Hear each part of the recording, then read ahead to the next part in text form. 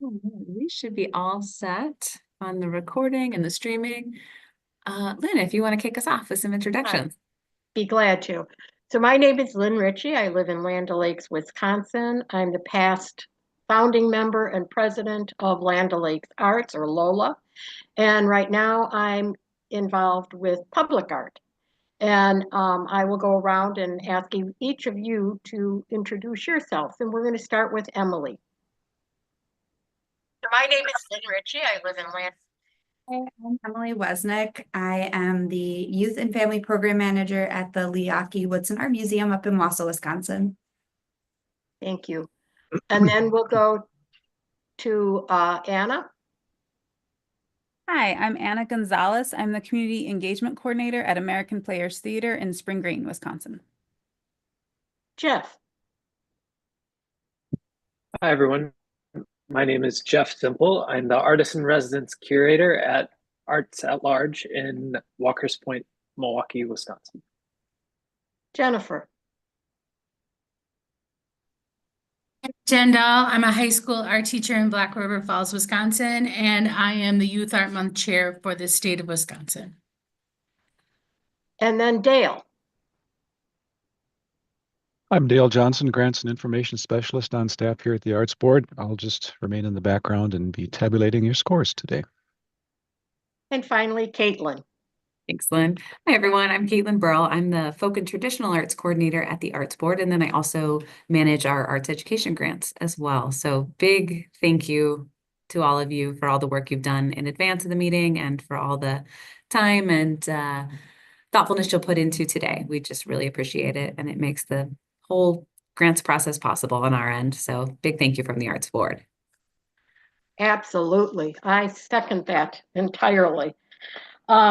So to begin with, I'm going to give you a briefing about the Arts Board and some other valuable information. The Wisconsin Arts Board was established in 1973. It is a state agency which nurtures creativity, cultivates expression, promotes the arts, supports the arts in education, stimulates community and economic development, and serves as a resource for people of every culture and heritage. Our vision is inspired by a quote from the late Robert E. Gard, Professor Emeritus of Community Theater, University of Wisconsin. If we are seeking in America, let it be for the reality of democracy in the arts. Let art begin at home, and let it spread through the children and the parents, and through the schools and the institutions, and through government. And let us start by acceptance, not negation. Acceptance that the arts are important everywhere, and that they can exist and flourish in small places as well as large, with money or without it, according to the will of the people. Let us put firmly and permanently aside the cliche that arts are a frill. Let us accept the goodness of art where we are now and expand its worth in places where people live. We embrace this vision. It guides our beliefs that the arts are basic to the human life and essential to the human spirit.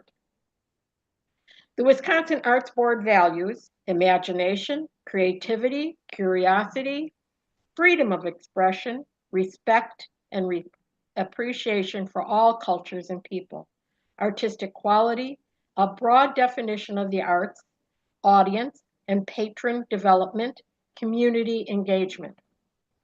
A major portion of the agency's biannual appropriations from the Wisconsin State Legislature is dispersed to eligible artists and nonprofit organizations in the form of matching grants. Additional funds for grants are also allocated to the Wisconsin Arts Board by the National Endowment for the Arts, a federal agency. The board itself consists of 15 voting members who are appointed by the governor of Wisconsin. These members serve without compensation for a minimum of 1 3-year term. Members of the board are responsible for establishing the agency's policies and programs and for approving all grant awards.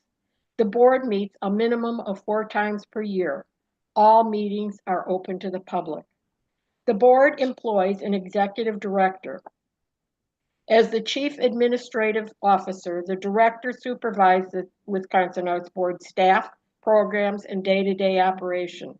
The agency's full-time program staff implements policies and programs, including grants, and provide technical and informational service to the public.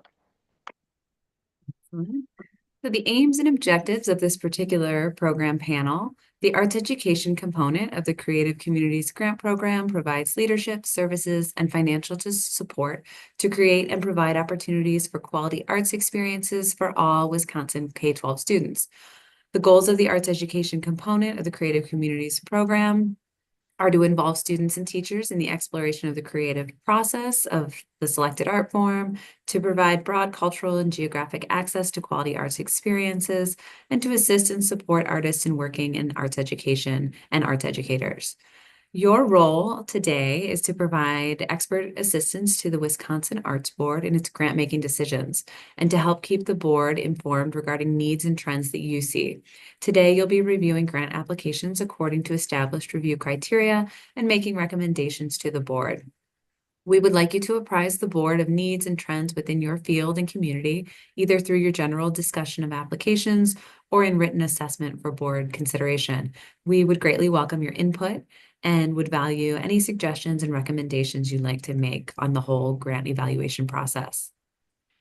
In my role of a panel chair, the role of the panel chair is both informational and procedural. The chair is responsible for providing information regarding Wisconsin Arts Board policy and ensuring that panel meetings progress in an orderly fashion according to the established procedures. The chair is non-voting facilitator whose job is to ensure that each panelist's point of view is given ample consideration throughout the review of each application. I convene the meetings, I review the board's conflict of interest policies and determine whether possible conflicts exist, guides the panel through the review by introducing each applicant and serving as timekeeper and discussion monitor. Panelists should focus their deliberation on how each application proposal meets the established review criteria. The chair may occasionally need to refocus the panel towards that end. Panel discussion should always be constructive, regardless of whether it is positive or negative. At the May board meeting, the panel chair will report the panel's recommendation. A written record of these recommendations and a summary of comments will be provided by staff to facilitate this process. Panel chairs will clarify their comments if requested by the board. The chair may also wish to comment on trends or needs identified by the panel or make general observations regarding the overall nature of the grant request. We would greatly value constructive comments and remarks on each application. Panel comments are sent to all applicants when they are notified of the outcome of their grant application. The role of the staff, I will be staffing the panel meeting today with technical assistance from Dale. Staff can assist with technical questions related to eligibility issues, whether an applicant submitted the required budgets, or if this applicant asked for assistance in the grant writing process. Staff cannot make any qualitative, artistic judgments or tell you their opinion of the organization's or artist's work. Criteria. Each application will be evaluated based on the purpose of the Creative Communities Program, the goals for the arts education component, and specifically on the criteria areas outlined on your score sheet. You will be asked to score each application individually from 1 to 100 as based on the review criteria. However you score, be consistent throughout the day. So, don't start really hard and then get easier as the day progresses or vice versa. If you don't give a perfect score, and of course we don't anticipate that you will in every instance, then please just be sure to explain either in your written or verbal comments. After submitting all final reviews, each applicant's points will be averaged and ranked. You will then look at the ranking to identify whether or not you see natural breaks and where you'd like to put the floor, beneath which score no applications will receive or be recommended for funding. You have already vetted an earlier version of these applications in phase 1, so it's presumed that the bulk of these are worthy of funding. However, based on the additional information provided in these Phase 2 applications, the panel may decide that some do not fully meet the funding criteria and so are not recommended for funding. Please note that if an applicant received less than 50 points, they're automatically taken out of consideration for a grant this year. You will not be asked to deal with dollar amounts, and we will chat more after we've reviewed all of them and they've been ranked and averaged, about what you see there and your recommendations. And then, Lynn, I'll let you take it from here on what happens after today. Okay, yes. As noted previously, the panel chair takes the panel recommendation to the full board. After review and ratification of the panel's recommendation by the Arts Board, members at their May meeting, applicants will be notified of grant decisions by June. The conflict of interest policy. You have received the conflict of interest form in the unlikely circumstances that you are asked to review an application of an organization with which you or a person with whom you have a familiar relationship are associated. We ask you to withdraw from all consideration of that application, including participating in subsequent stages of the discussion regarding that applicant's relative ranking. The panel should not take any action on any application which would financially benefit a member of the advisory panel or someone with whom a member has a familiar relationship. Panelists should be upfront about their ability to judge an application objectively. The perception of conflict of interest should also be considered and avoided. And I think I noted before, we didn't have any conflicts noted. That's correct? Yeah, great. All right, the taping of this meeting. So as you've already observed, we are recording and live streaming the meeting because it's an open meeting. Regarding the appeals process, we would just like to let you know that if an applicant may only make an appeal based on procedural errors and not on the basis of an artistic judgment. So that concludes our final orientation spiel here. Are there any questions about the process before we dive in? Could we just go over real quickly again a summary of like how the actual scoring Yeah. happens, like when the place is for that? Yeah, that's great. So we'll, Lynn will get us started. We'll introduce the first organization. The first reader will give their quick summary. Second reader will chime in. Then you all will open it up to the group. You'll discuss, and then we have 10 minutes max per application. So at that 10-minute mark or whenever you're finished, we'll say, okay, go ahead and score. And so now that you've all submitted your initial reviews, if you open those initial reviews, you should see a score box under each of the criteria now. So you can enter those scores, and then Dale will give us a kind of thumbs up when he sees that everyone has submitted their scores, and we'll just go, follow that process for all of the applications. And then once we've reviewed all of them and the scores are in for all, Dale will take all of those scores. He will, average your 4 scores, and then he'll rank them based on those averages. And then we'll look at the, how that ranking looks, and you'll see, is there a really natural break? There's a big point difference between, the top 16 and the bottom, 3, whatever it is. And we'll just kind of open it up to you 4 to say, I think this is maybe where the floor should be, or they're all competitive, strong applications. We recommend all of them for funding. Does that help? It does. Thank you. Okay, great.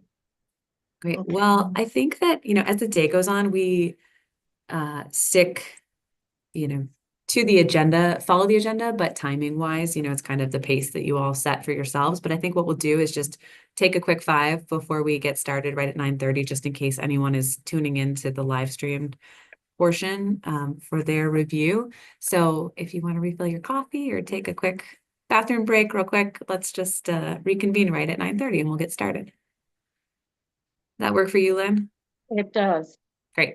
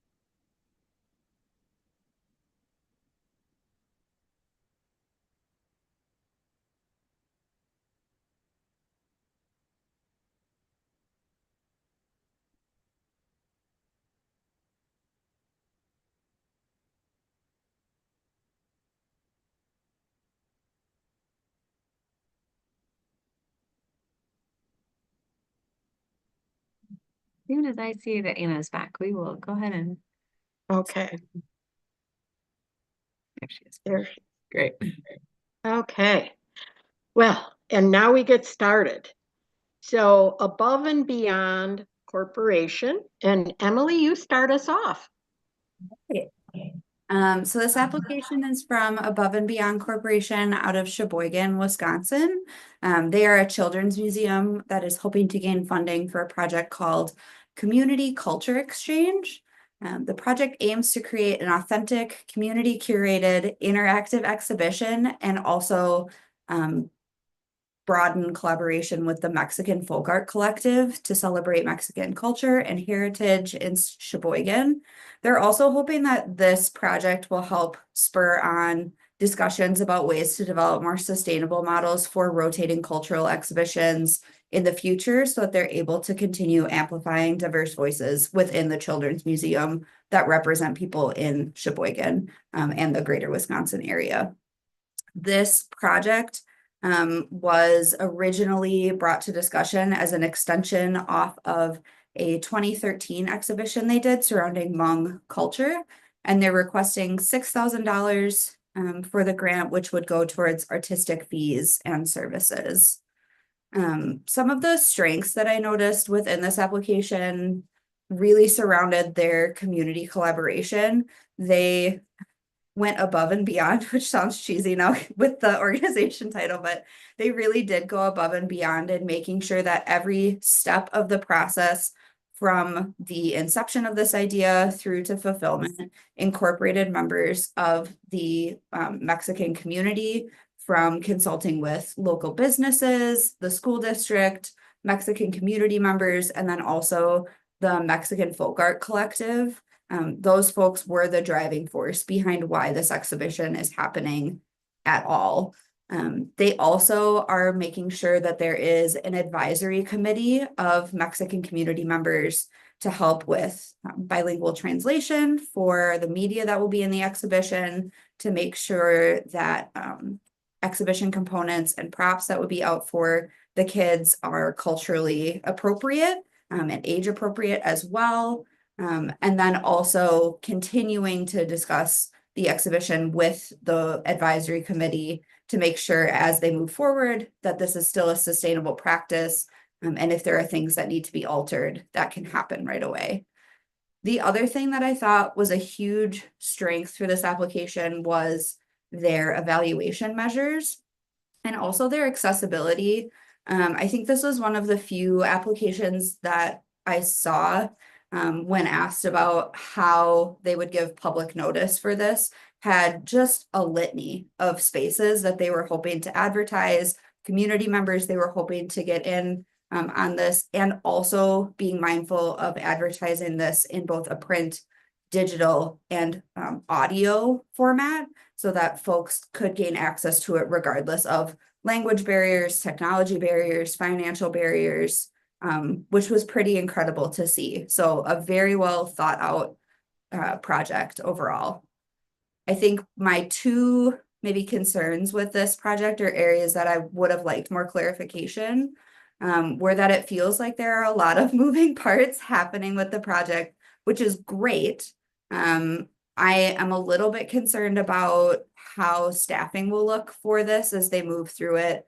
They said they have a volunteer base of about 15 to 20 people, but then also stated that they have roughly like 2,500 children coming through every single month for these programs, which feels like a lot in a balance with those 15 to 20 volunteers that they would have.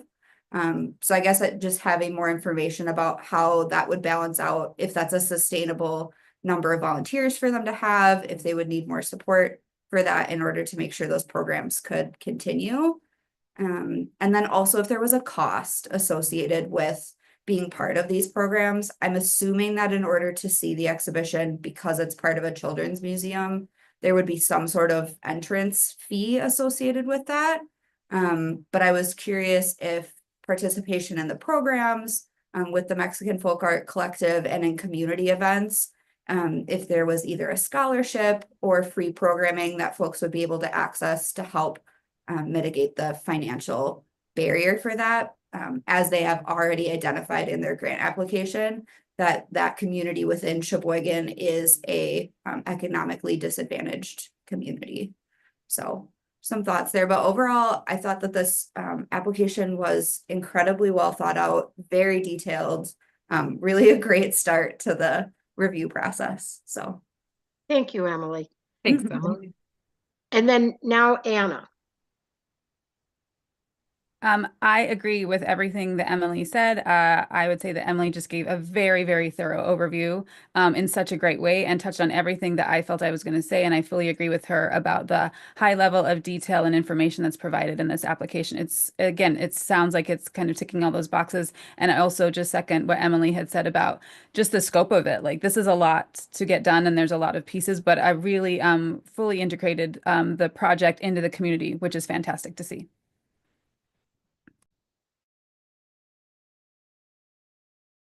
Great, thank you, Anna. Oh, you're muted there, Lynn, but we will just open it up for discussion at this point. So Jeff and Jen, your thoughts on Above and Beyond? I was struck by a statement that they wrote in. I think you mentioned it, Emily. The thing that resonated with me was about working collaboratively with the Mexican community rather than creating exhibition for them. I think that really came through, and I thought it was a lot at first, like it felt very intense, but the scope and sequence of everything I could follow along, kind of imagine it happening along all of its complexities, and I appreciated seeing the work samples with it. It kind of appeared that some people would engage, most of those many visitors would engage in a kind of passive, quick, interactive way. But if anybody wanted to sit down and actually make something, they could. And there were a lot of varieties of examples of work. Yeah, Jen, any thoughts on this one? I agree with everybody's thoughts as well. I only had one little question. Like when grants say in kind is 0, I was weirded out about that because that isn't necessarily true in my brain. In my brain, you have lots of in kind things. I mean, it's in a giant building that houses that organization. So I was just, is that a common thing to have in kind 0? Yeah, good question. It just depends on the organization, and sometimes Okay. they factor that in, and sometimes you'll see, it's like 20,000, 25,000 in kind. There's a huge amount. Others, Okay.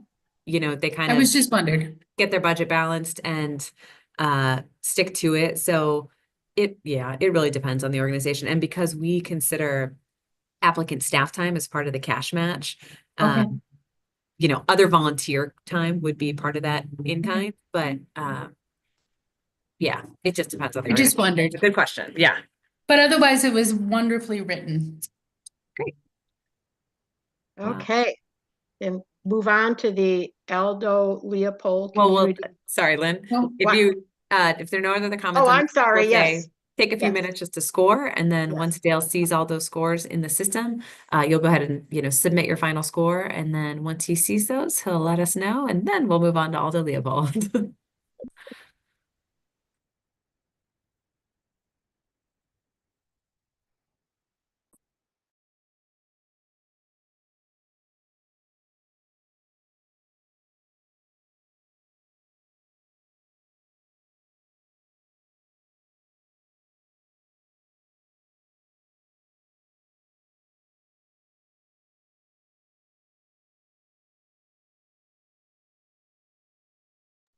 okay, sorry. How do I score? I'm in the document. You're in? Okay. So Yeah. if in Smart Simple, let's see, I'm just gonna emulate as you, if you have the scoring and comment sheet open. Yeah.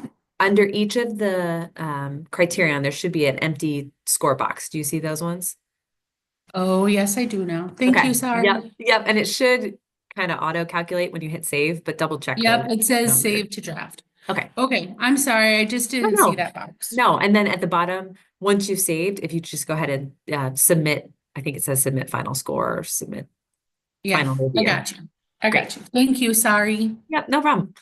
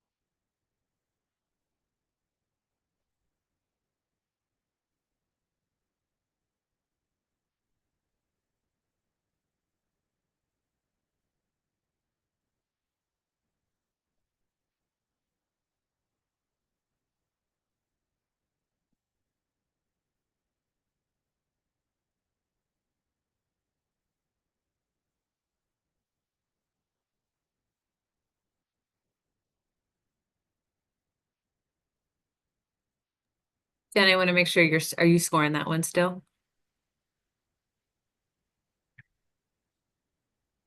See. I did submit it. You submit it? Okay. I Submit it. did. Let me- I pushed all the buttons. Let's see. Let me just double check on that one. Dale, you don't see that one yet, do you? No, I don't. Okay, let's see. Okay, let me go back.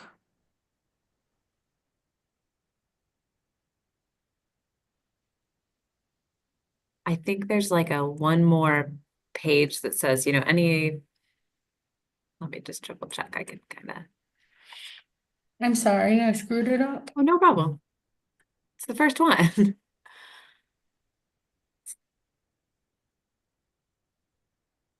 Okay, now it's telling me invalid key. Why is it doing that? Okay. Now it's having me log in again. Hang on. Of course it is. Let me see if I can pull yours up here.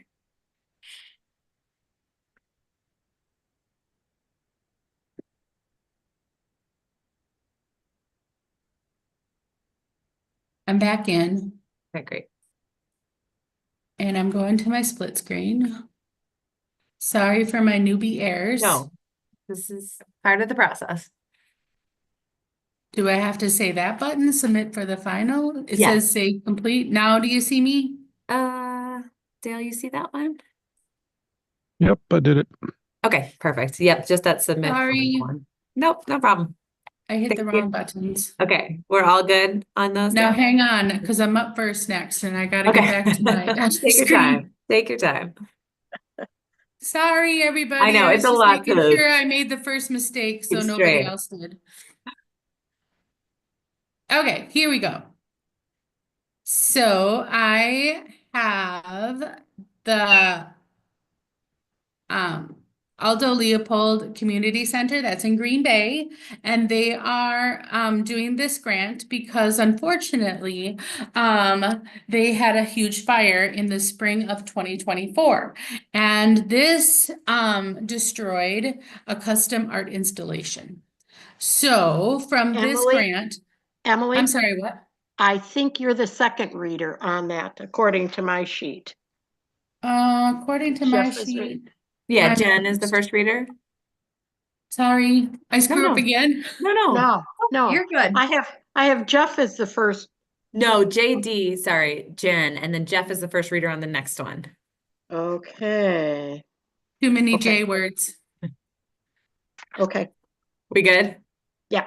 Okay, Jen, please continue. Sorry about that. sorry. Okay, so this was a relief sculpture that represents sandhill cranes, and they are going to work within the community schools that surround this to in grade levels to create their new project. They are wanting $3,700. This will include nearly 500 students. In review of this, it's a very hands-on art project, and it'll include those 500 kiddos that I just talked about. Their insurance will replace all of the things that, like supplies that were destroyed in the fire, but that artwork is lost. And so that is mainly why they are asking for this grant. They had a way of communicating their project to the community that seems through lots of different forms. And they are going to evaluate it via surveys to the teachers at the schools that they are implementing this work with. And that is about it for this one. Thanks, Jen. Yep. All right, let me triple check. Emily, I think. Emily, yes. Emily. Cool. I think maybe other things to highlight in this, I really appreciated that there was some cross-curricular educational opportunities for the kids. within the art making, and that also it reached the entire span of the school, focusing on age appropriate ways for them to contribute to the mural. It did also list that they were going to be working with the ADRC, Odd Fellows, and Rebecca Haven. I think that was a spot that I had listed under like areas of improvement, but I think it was just because I wasn't quite sure how that was being incorporated with the project that was happening. It sounded like those folks would be coming in to make paper, but then I wasn't sure if that was something that would be incorporated in the mural or if that was just like an extra experience that they were doing, an extra opportunity for folks. I think the only other spot that I really had like a big question on was the budget for this particular grant. So up at the top, they had listed their budget, and in their like budgeting forms, whatever they had submitted, as $800, $5,000, and then $800 again.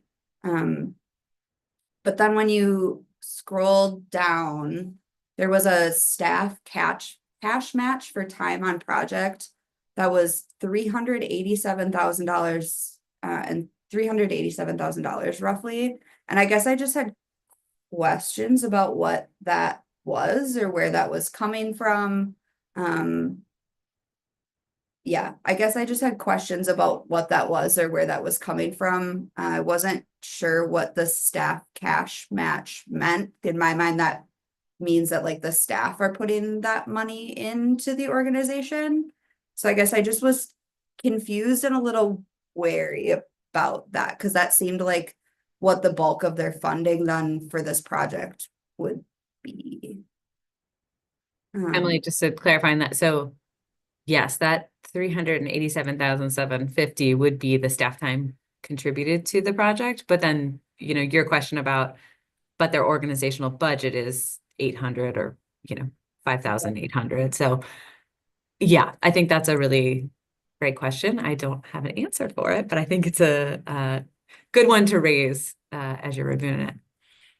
They also had a spot on there at the top. It said they didn't have any in-kind donations, but then again at the bottom in their income summary, it listed 4,550 as an in-kind donation.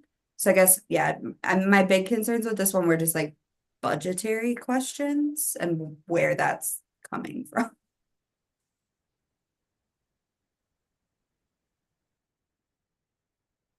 Steph or Anna, thoughts on this one or anything you can glean from the budget? Not budget related, though I'm kind of interested in that now too. But I would say one of the things that struck me was the amount of partnership, the amount of engagement in the Green Bay area with the wildlife sanctuary, Baird Creek, Fox River, like basically engaging each age group in a different location outside of the classroom, which just, it sounds like it's going to amplify the project in a big way. And then using certain language like STEAM to kind of bring on board some folks who might not be so engaged with the arts. It's like seems to be the key word to get a whole bunch of activity and interest from non-arts folks. Yes, to everything. I support everything that has already been said. The only thing I would add is the evaluation process. There are surveys. I like that they have the baseline surveys at the beginning with the teachers. Again, it's going to be based on the age of the students. So, just sort of general right here is what we're given. But then there's an observation piece that I just have some questions about. There are observations done by teachers and guardians that they will observe, I'm assuming the students, how they're talking about the project and using the new words and language and being excited and connecting the larger issues. I think it's really interesting, especially having the parent component, but I just have some questions about, how are they informing the parents about what is being taught so that parents know what they're evaluating and looking for, and that they're, keeping in mind these connections that you're ultimately trying to get the kids to. So is there any prep work for parents as part of this evaluation process? And then addressing accessibility and learning needs, specifically for students who may not be as vocal and may not be integrating their oral experience in the same way as other students, and how you will still evaluate that those students are making those connections. So those are just a couple of questions I had about that piece. Great, thanks, Anna. Any other comments on this one? If not, I'd say go ahead and score.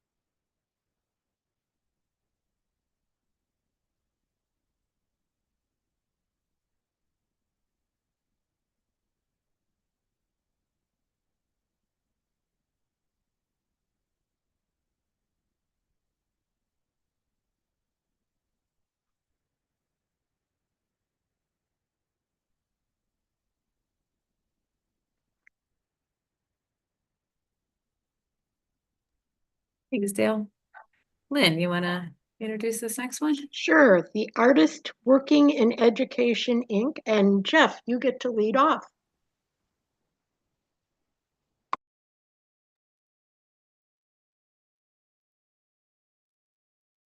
And you're muted, Jeff.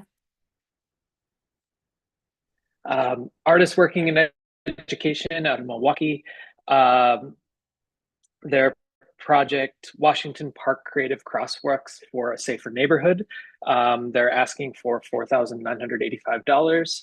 And the project is a collaboration with a group called Rooted and Rising, Washington Park, and they're proposing an intergenerational community art project that enhances pedestrian safety through painting the crosswalks.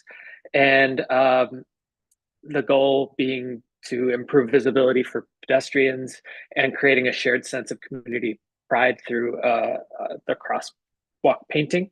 I saw this as a strong network of artists and educators who have a strong portfolio of working with the city of Milwaukee to take on a project where they have, I think, proven that they can do this. In the documentation examples, there were kind of different scales of this idea. Across from Washington Park in Milwaukee is a big, busy neighborhood. And so I imagine it would be closer to the second documentation example, where it's a little more thorough and intensive.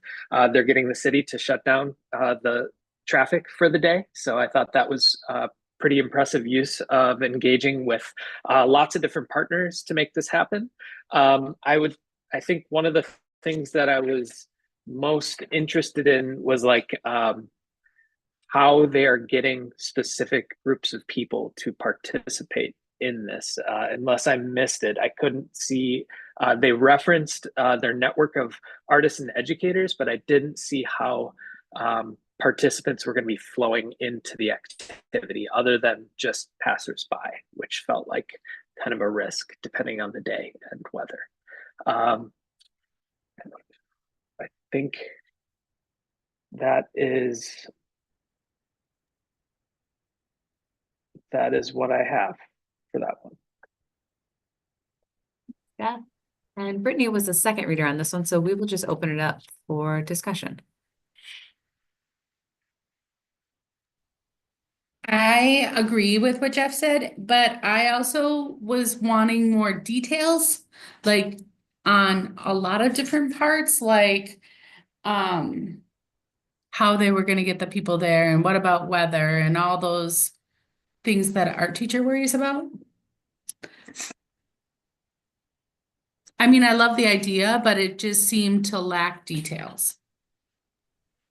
Yes, I agree with that. I was absolutely thinking about the weather and the timeline, and then also thinking about I love how they're trying to do that the intention is to do something intergenerationally. I think that's great. But just thinking about more details included about how the different aspects of folks participating will reflect their age and their ability and accessibility. I think there, are different things that different folks could do and based on the different age range, but I didn't have a clear idea of the ages of the young folks and the ages of the old folks, and again, how those different components would come together in the actually doing the thing.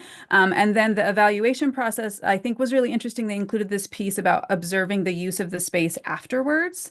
But again, I think I would have liked some more detail about what specifically are they looking for, what types of use are they going to be evaluating as successful, or as indications that they might want to, reevaluate and then, use that information to help future projects. So those are the kind of two main things. I will say in terms of evaluation, though, I did really appreciate that they took into account the surveys that they were giving out might not be accessible for everyone. So they had an oral piece that allowed people to just share their feedback verbally in response to questions, which felt like a nice way to be able to get more information or more genuine information from people than just having them sit down and fill out a survey on a clipboard. I have I one other completely agree piece. with that. That was great. Thanks. One thing that I was kind of pondering about while going through these is when an application references a partner, how much responsibility on the reader is there to go into that partner and kind of get what they're providing? Because Rooted and Rising is a pretty strong neighborhood engagement team. They have a neighborhood engagement team. And so like one stop over on their website and you kind of see how important they are to the bigger project. But I just wasn't sure if like some of this information should be included in the application or if it's a responsibility of us to like go and search and see what they provide, because I think logistics, they will own most of the logistics of engaging with neighborhood. I'm seeing here on, well, I don't need to get into that, but it made me wonder that question. That's a great question, Jeff. Yeah, we say, evaluate what's put in front of you. So if they shared the link to Rooted and Rising, you're welcome to visit that, but we wouldn't ask you to kind of go out of your way to, search them and do that research. And then if they included a letter of support from a significant partner organization, that can often be helpful support or context to the project and the partnership and the partner's work. So good question, but no outside research necessary. Any other comments on this one? If not, I'd say go ahead and score.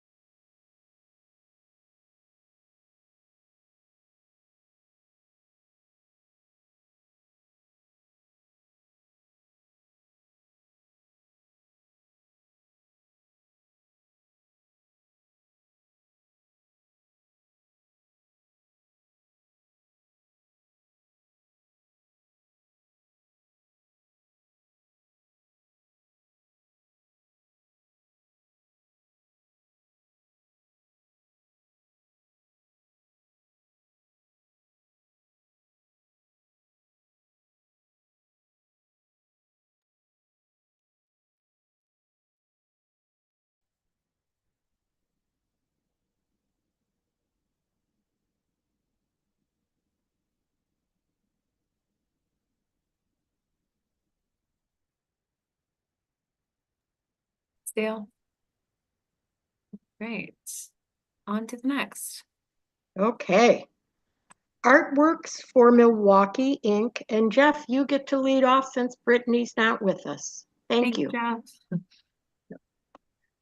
Okay, so Artworks for Milwaukee, out of Milwaukee, they are proposing a new or sorry, for $6,000. They are proposing a new unit and project for their paid teen internship program called Slow Fashion.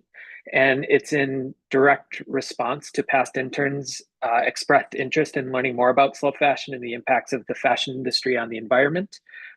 This is part of their workforce development cohort based paid internship for teens, primarily focusing on BIPOC youth and focusing on environmental arts or graphic design and mental health advocacy. Let's see. So in their environmental arts internship, the youth work on public projects, engage with artists and mentors, and they get hands-on experience in creating public-facing arts projects. This one will culminate in a slow fashion project that will be a final unveiling of a slow fashion showcase and clothing swap. I think one of the benefits is that their community is on full display here.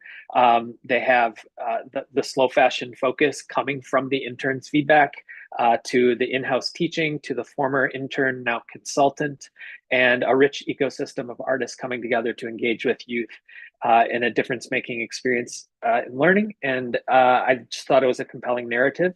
One of the things that struck me in terms of some feedback is the evaluation surveys appear kind of obligatory. To me, they kind of seemed a little lifeless compared to how like gritty and interpersonal this project was. So I just hope they invest in documentation, storytelling, and interviews. At the moment, the photo documentation and handouts leave much to be desired, in my opinion. Thanks, Jen. And we'll open it up for discussion on this one. I think although, yes, I really loved that it was a project that was coming from the interns. There were former interns who were involved in that. I think I would have appreciated maybe seeing more community involvement with how this project was pulled off before like the very end of the project when it was just being presented to people in the community. I think that there are ways for them to engage with other community partnerships that would continue to foster that discussion about slow fashion in their community and how that could be brought forward. I agree on the evaluations as well. I was curious where those questions came from or how they were created. It felt like the interns were very involved in every other step of the process. So I was curious to know if those were questions that were brainstormed with either this group of interns or previous interns, or how that was put together to reflect their experience.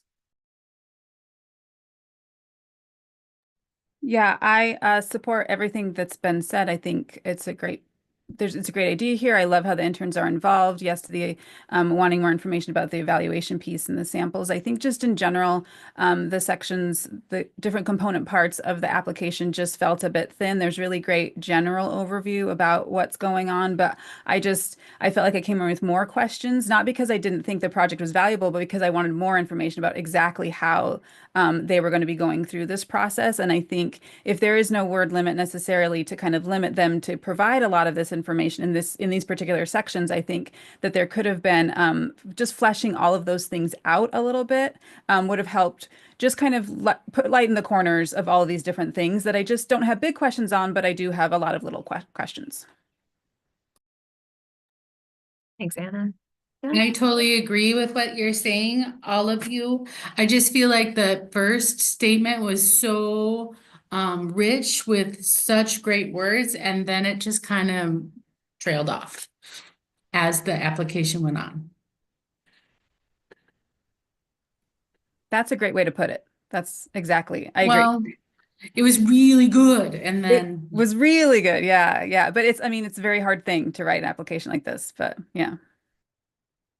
Well, this connects to an earlier comment about like how much research, and you're saying like not whatever's on the page, read the page. I think it's strange because like the name dropping in the second or third paragraph of project details, that is a powerhouse group of collaborators, like just an incredible group. But I know them because I'm in Milwaukee. So I'm just curious if that should play in to how I judge it, because if they bring in Madam Chino, she's everywhere in Milwaukee, and she's like the fashion expert that Milwaukee, specifically youth, learn. I actually kind of was hoping for that in other applications, that like there would be more insight into who the artists were that were going to kind of impact the whole project equation. And for this one, I think just because I'm like aware of a few of these folks, it gave a lot of value that if I didn't know them, I would probably just like blow right by that. So. That's a great point, Jeff. And like that's that's part of your expertise that you bring to it. So certainly, that's going to be part of your scoring, I think. But if it sounds like there are some, maybe more questions after reading the narrative than you would have hoped, I think, consider that as well. And then that's something that, and I'm not looking at this one, I have it open, but I'm not looking at the key artist, key bios portion of the support materials. That's somewhere that maybe it would have been helpful to include a little bit more, contextual information about who those partners are or who those artists are. So that's good feedback if that's not included. Yeah, I really appreciate you, Jeff, bringing that up because I did not have that context. And I think it's really great for those who are applying to know that as reviewers, we're looking at very specific information. And yes, there's definitely word counts and certain things that you need to be aware of. But there are also other parts of the application that you can fill out. And I think those artist bios, those work samples, that's a great way to kind of get a lot of that context information that can be very, very helpful when you're reviewing an application. And that's really helpful feedback to the applicants. So I appreciate you saying that. I missed the key artist section on that one, but it's there. So that's great. Cool. Yeah, I didn't notice it earlier. So good. Thanks all. Yeah. Thank you all. Any other comments on this one? If not, go ahead and score.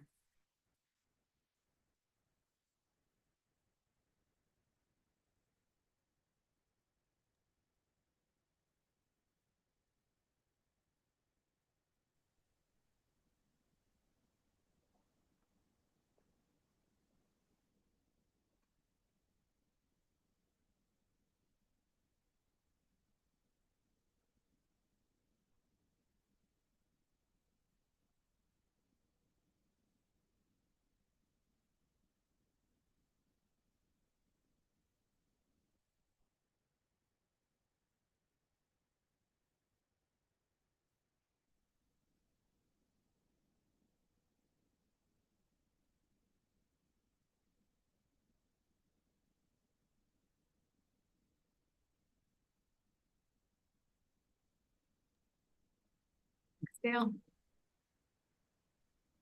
And you all are right on time. You're doing excellent. We'll do 3 more and then we'll take a 10-minute break.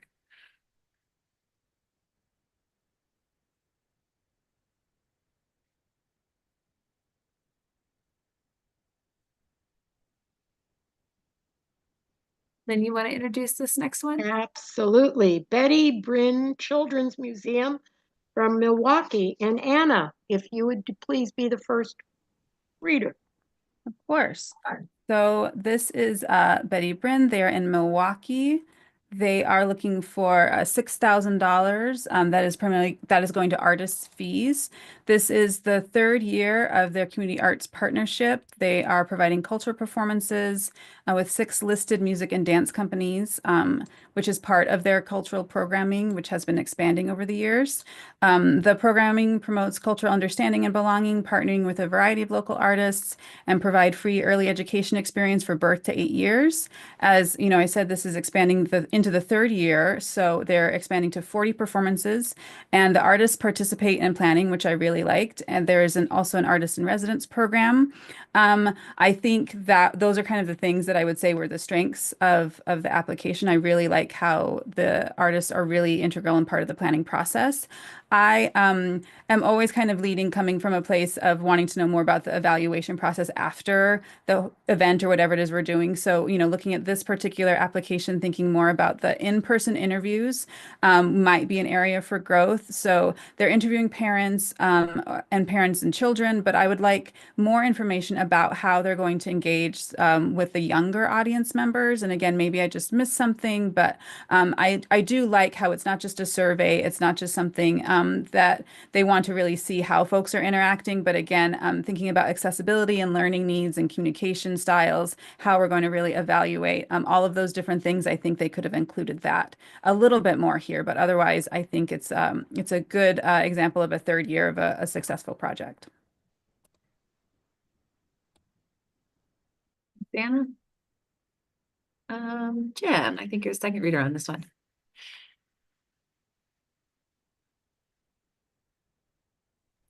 Oh, I am.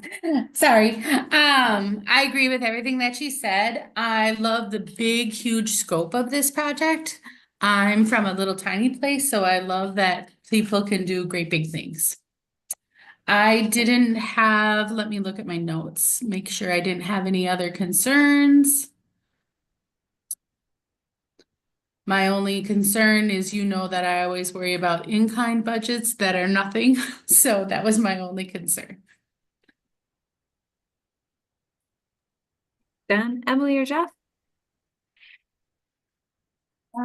I think maybe my note on this, and this is right. I think if we're providing opportunities like this to a community to serve communities that are either underserved or economically disadvantaged, I think making sure that our programs are accessible as possible is very important. And one of the things that I noticed throughout this application was that although it says the programs are provided free of charge, they still have to pay admission to be able to attend the free program. Which I guess then I would hope is free if they're paying admission to be able to get into the Children's Museum. I know they have a couple that are strategically placed on community access days, which are free admission days. I would love to know specifically like how many a couple is, to know what the balance is of programs that are free for the public to attend and also programs that require that admission fee to be paid.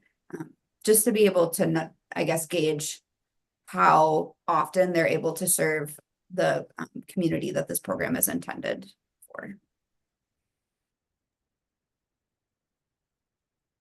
Yeah, one of the things that struck me was that they're serving as kind of the hiring body, but that the artists themselves are providing a lot of the programmatic depth. And I think what Betty Brin's bringing to the equation is that they're kind of like selecting a culturally relevant artist for a place on the calendar that makes sense with that. Around a holiday or around monthly observance. And I just think that, like, I'm curious, is that what this is? That it's kind of just like the breadth over depth, and that any depth that they get from a project is going to come from the artist. I'd love to hear more of the artist's experience going through this. Does this feel like a gig, or is this something where they really feel like they can explore their practice and deepen their teaching chops? That other than that, I thought it was really kind of awesome that they provide 40 performances a year.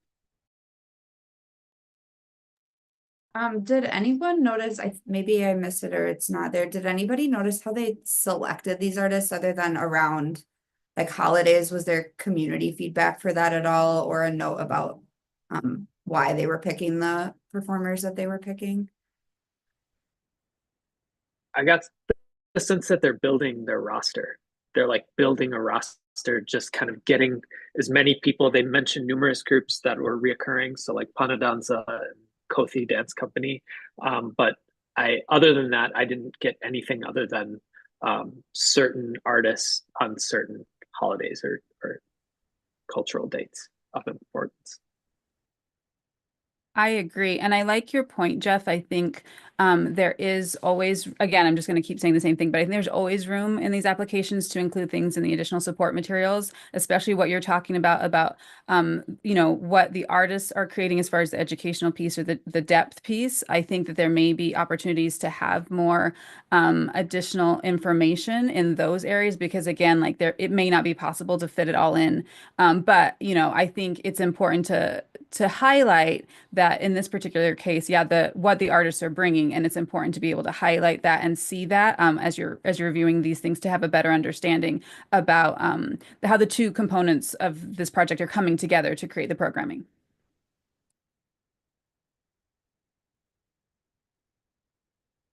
Great feedback. Any other comments on this one? If not, you know what to do.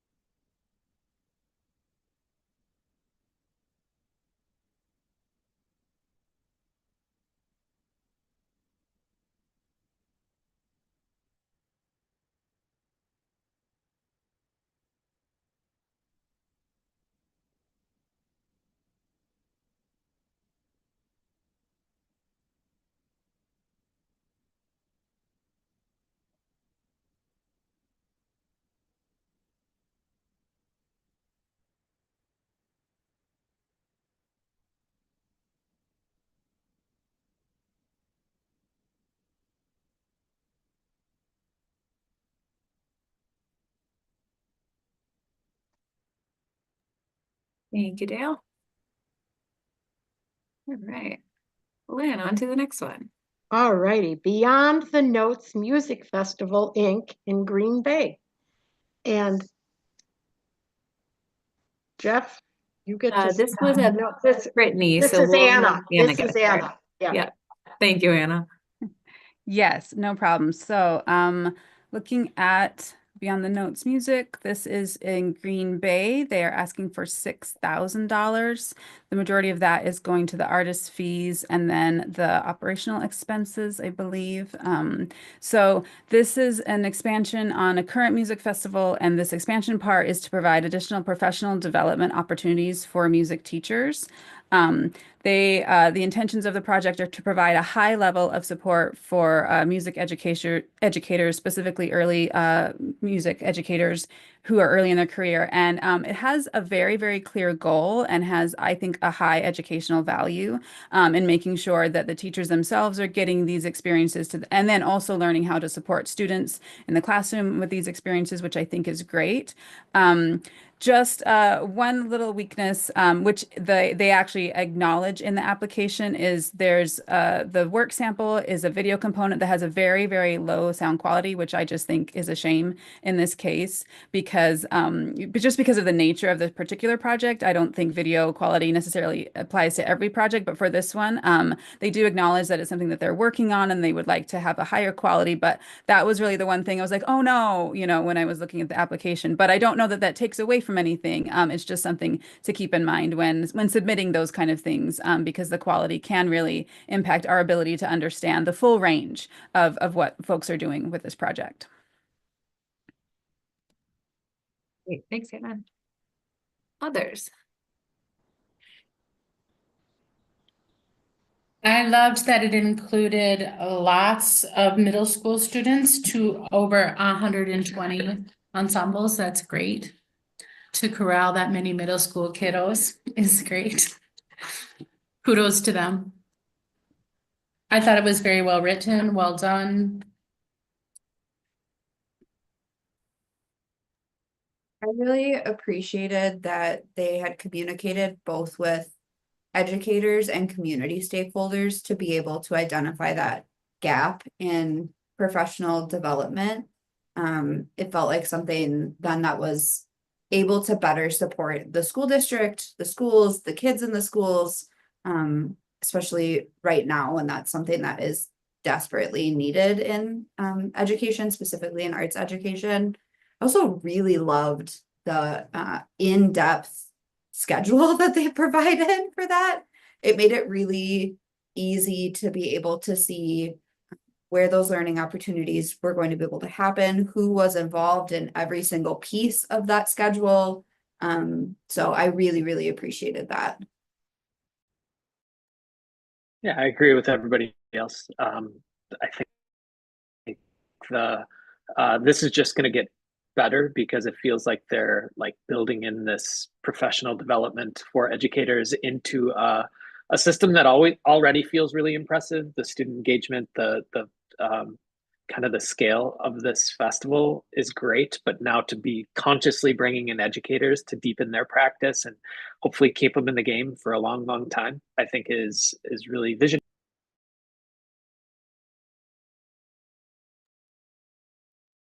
Great, thank you all. Other comments on this one? Go ahead and score.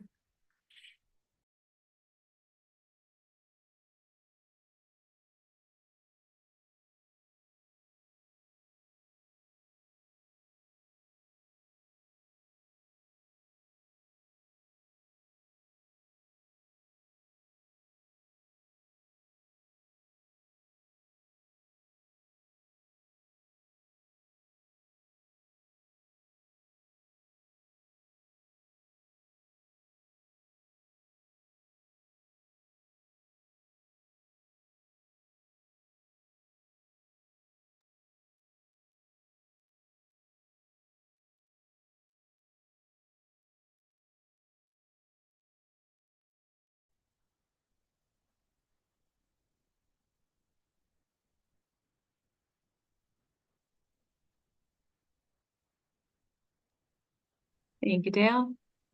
All right, we will do one more and then we'll take a quick break. So Lynn, you want to introduce this one? Sure. Center for the Visual Arts, Inc. in Wausau, Wisconsin. And Jeff, you get to start this off. Okay, so Center for Visual Arts out of Wausau, asking for $6,000, $4,000 for artist fees, and $2,000 for admin. Art to Go, it's called, or Art par Lavar, and I love that they included 4 titles, 4 languages, or the same title in 4 different languages. So the Center for Visual Arts is undertaking the expansion of their Art to Go program because they recognize a gap in accessible arts opportunities for underrepresented communities within Marathon County. Art to Go will bring tailored free art classes and workshops directly to these groups, fostering a sense of belonging, promoting self-expression, and strengthening community connections. Positive feedback, the Center for Visual Arts has a strong ecosystem of highly educated staff, translators, artists, and partners, including elementary and middle schools, the Mount View Care Center, and Multicultural Center. The success of the initial Art to Go pilot set the stage for scaling up with this project and its impact. When it comes to their survey and intention to pursue data collection and observation, I'm curious how it will work to determine if it's achieving its intended community impact. The lack of translated multilingual surveys or a roster of survey engagers would help to, like, I just think that, like, if they're trying to engage folks with a variety of different language needs, shouldn't those surveys and things be translated to make it super easy to do so? Or maybe I was just lacking some insight of how they were gonna collect impact at the end. Thanks, Jeff. Jen, I think you're the second reader on this one. I am. One other little point, I agree with everything that he said. One other little point is that it was really gonna serve those unique needs of senior residents, rural youth, and the community also of Abbotsford and refugee families that they're trying to serve. So I thought that was also a really good point, but otherwise I agreed with everything he said. Emily and Anna, thoughts on Center for Visual Arts? Yeah, I agree with everything that's been said. Just want to like reaffirm my support of the comment about the evaluation. That yeah, having it in multiple languages, making sure that the evaluation, there are different types of evaluations, that they address accessibility and learning needs. I think that there are you know, when you're kind of looking at both surveys and observations, like there are going to be participants who engage differently. And again, like how are we taking all of that information into the observation process and making sure that, again, we're looking at the individual and how they're interacting as opposed to what we're trying to see across the board just generally, because that can also help impact. It can inform how these programs can have a very high impact on someone who is possibly not able to interact with the survey evaluation process in the same way. And just want to make sure that the good work is not getting lost in things that we just can't quantify. So Thanks, Anna. Emily, thoughts on this one? I think maybe one of my big thoughts for this one is I just wish there were more details about some of the things that they were going to be doing throughout the program. I know that they had included their current schedule for the year and thinking about what may be coming in July down the pipeline, but I would have loved to see what some of those partnerships would continue to look like moving forward, a projected schedule or where they think they will be again throughout the year for this coming grant period that they are applying for, I think would have been really helpful. And also would have maybe answered some of those questions about translation services that could be provided, how those community partnerships would be utilized as well, and how the evaluations could be carried out in that way. I really appreciated that the driving force behind this project was direct input from the community and then also a needs assessment that was done on the Wausau community and the rural areas that are surrounding it. I think that really goes to show a deep understanding of the communities that they're servicing, which for this particular project is incredibly important. So otherwise, I think it looked great. I wish there were more details though. That's helpful feedback. Thanks, Emily. Other comments on this one?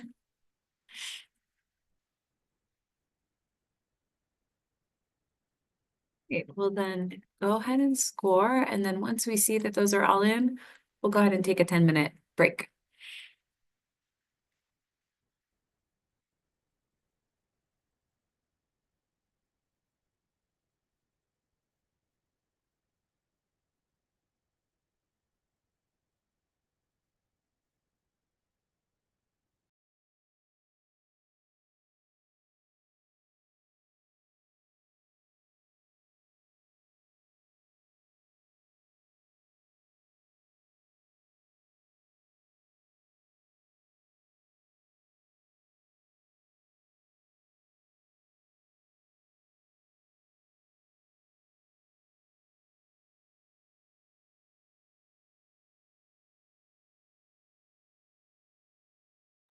Great. All right. Well, we are 10 minutes ahead of schedule, so that's great and not a problem. Let's just say we will convene back at, right before 10:40. Does that work for everyone? Great. Any questions right now? I think you all are like dying to get more coffee or go to the bathroom. But let me know if anyone has questions. You're doing great.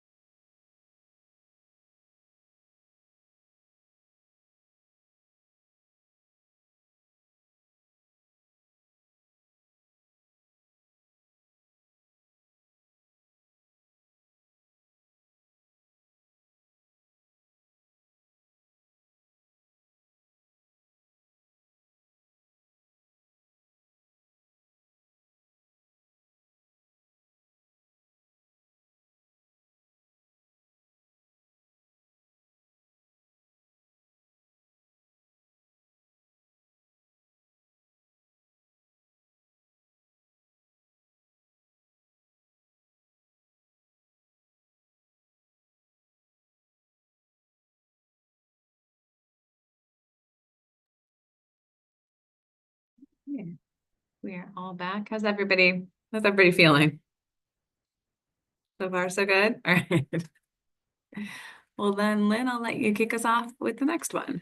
Okay, Centro Hispano Inc. from Madison. And Emily, you get to start us off. Wonderful. Okay.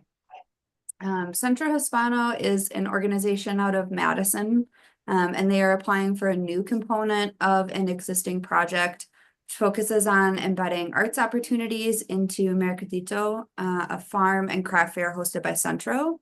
The goal of this project is to provide the Latinx community members and youth with accessible and culturally grounded opportunities to explore traditional art forms, indigenous practices, and underrepresented art forms in support of creative expression. This grant would allow them to help cover costs for artist honorariums, stipends for the youth participating in the gallery space, and then also refreshments. And they're requesting $4,100. Some strengths of this application, I really appreciated the focus and understanding that they're providing a third space to community members. Right now, that is something that is incredibly important, and the focus on providing a space for community members to just come and make and have that accessible to them is incredible. I also really appreciated that they placed this program within a market space where those community members already were. They weren't asking folks to travel to access this program. They weren't asking people to participate in a space that they had never been to before. They were bringing the programming to where they knew that community gathered most frequently and was already an important part of their day-to-day activities. Things that I was curious about with this application included the cost that was associated with participating in some of the workshops. I couldn't glean if that was something that was drop-in style, if that was something they had to sign up for, and then the fee that was associated with that would have been helpful to note. I also had questions about how they were doing their evaluation.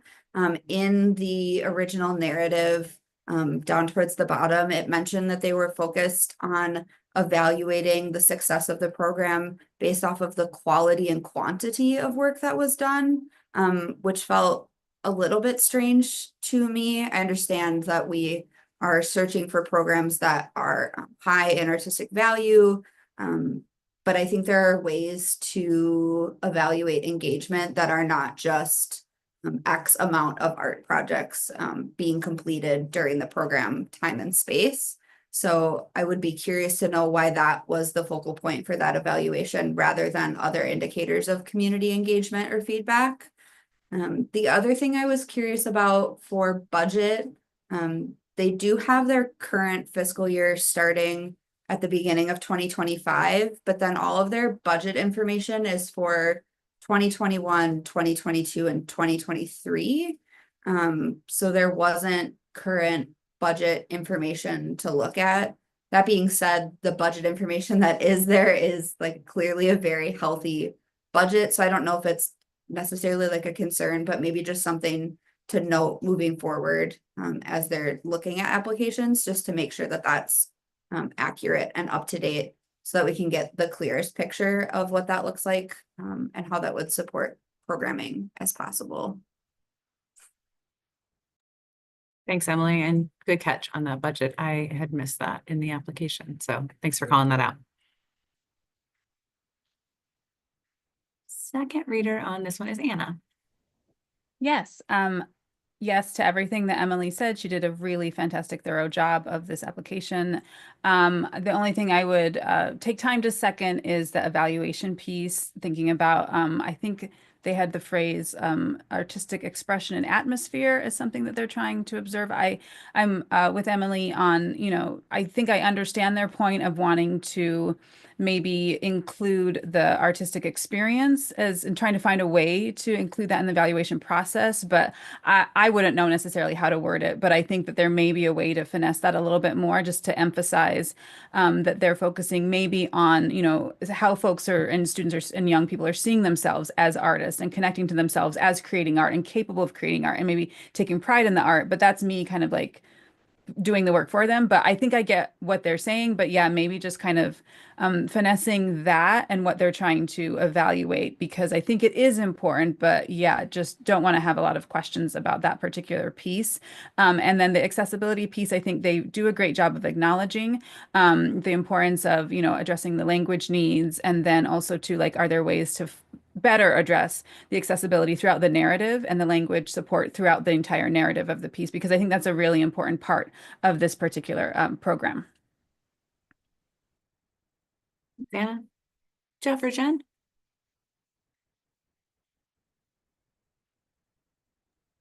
I agree with what they said as well. I really like their project examples. If we look at that piece, I thought that was well thought out. But other than that, I thought they covered everything that we needed to know. And Jeff?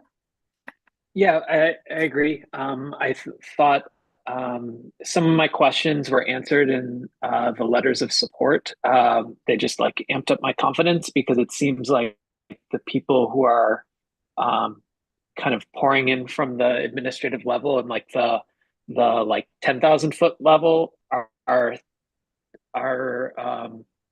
they brought in complementary partners to help make what seemed like a really big, ambitious, kind of like cultural project feel more doable to me. But also, I thought it was interesting that they're focusing. Did anybody else get this? What I saw that they have a priority of paying artists, but also youth for their contributions, which I thought that was great. The more we can do that, the better, because it creates a culture of artists getting paid for their work.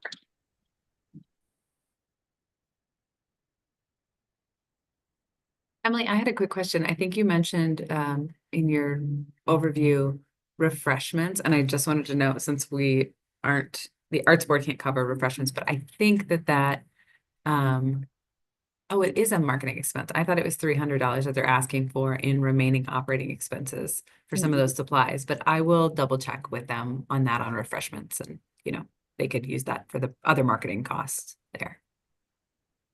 Thanks for calling that out. Yes. There are no other comments. You can go ahead and score.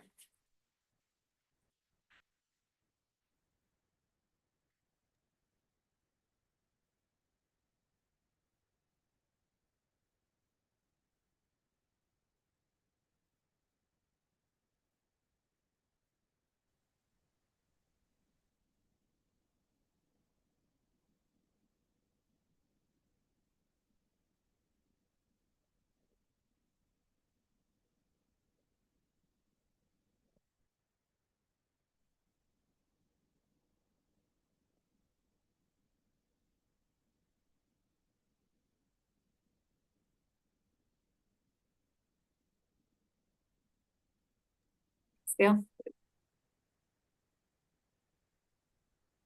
All right, Lynn, on to the next. Okay, thank you. From Cumberland, we have Enrichment Through Culture, etc., Inc. And first reader is Anna. Yes. Okay. This is Enrichment Through Culture. This is in Cumberland. The Cumberland Arts Center, they're requesting $6,000 for artist fees. This is an after-school arts program. It's Monday and Tuesday hands-on workshops serving about 70 students, and they're sharing a variety of artistic mediums, which I really, really liked with this, that there was so many different things students could participate in. It is no cost to families. It's the second year of the program, and they're definitely expanding it. I think the things I really liked about this application was the really strong community participation, the volunteers and the partnerships that have been growing over the first year in this small rural community, I think is really great. Also working into the narrative of how this started as seeing a need, providing an option, and then it's kind of been very popular and really having a positive impact in the community, and more folks are kind of helping to support it, which I think is wonderful. I would say the one thing the one weakness in the application or thing area for strength would again be the evaluation component. I feel like it's just a bit thin. It's about participation and volunteer retention, and then written surveys completed by the adults, which I think is very important. I think that's great to have. But again, there's those participating in the artistic endeavors. I don't necessarily see that they are addressing accessibility and learning needs to evaluate how the students are doing and their experience for participating in this project over time. I would just love to have kind of that to help support all of the good work that I think this program does. So those are my initial thoughts. Yeah. Our second reader on this one is Emily. Yeah, second, everything Anna said. And also I really appreciated that they were very mindful again of the space that this was located, calling out that it's right across from the elementary school so that there is not a transportation barrier. Parents don't have to worry about how their student is going to be able to access these after school programs. And also that it is offered at no cost to the participants, I thought was really incredible. So if kids want to participate, they are welcome to do that. I also thought with the evaluation that this might be an opportunity, considering they are right across from the school. This is an after-school program. It might be an opportunity to tap in the knowledge of some of the art educators that are across the street from them, to be able to think about standards that they could use from art education to weave into their evaluations to make them a little bit more robust, and focus in on some of the things that they're looking at for those evaluations. I really appreciated that they had a very clear understanding of the fundraising and grant support that would be necessary to continue this program in a sustainable way.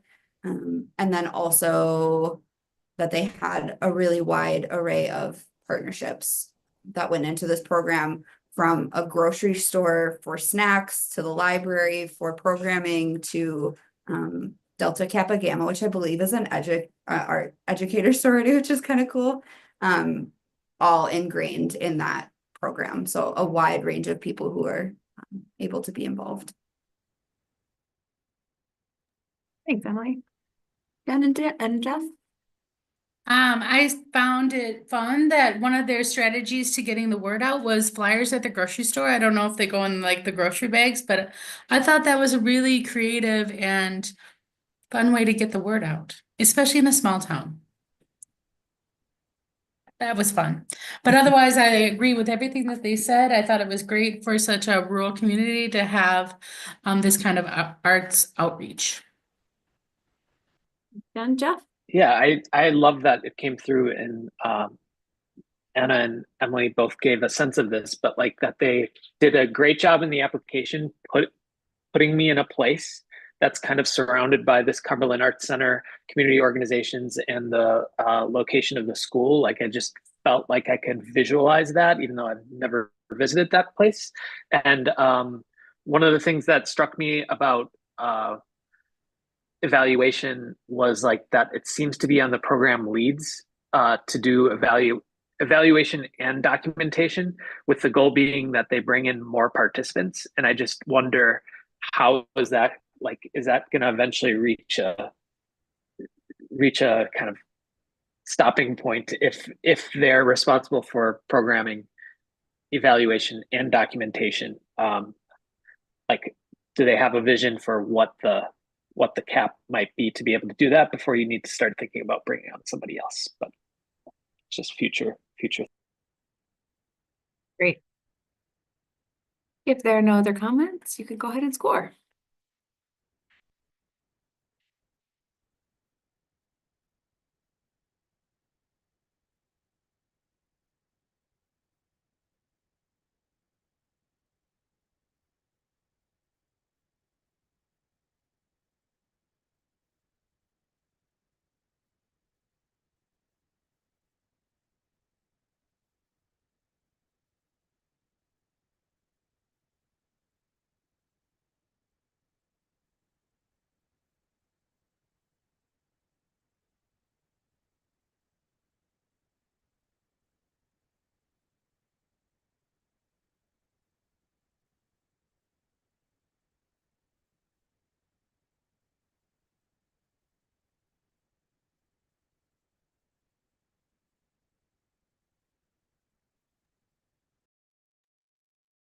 Thanks, Al.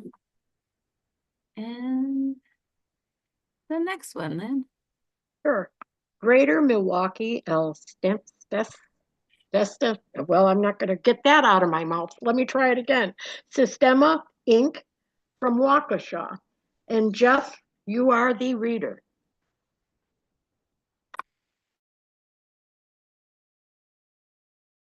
Reader Jeff. Sorry about that. Okay, Greater Milwaukee El Sistema, Waukesha, and they're requesting $5,500. Those dollars are kind of peppered throughout their budget, so kind of equally balanced between our artist fees and services, and then remaining operating expenses, and 500 to administrative personnel. So the monthly music mingle is a multi-year project for Greater Milwaukee El Sistema. It aims to educate and engage more students in the joy of playing string instruments while fostering a deep connection to their community.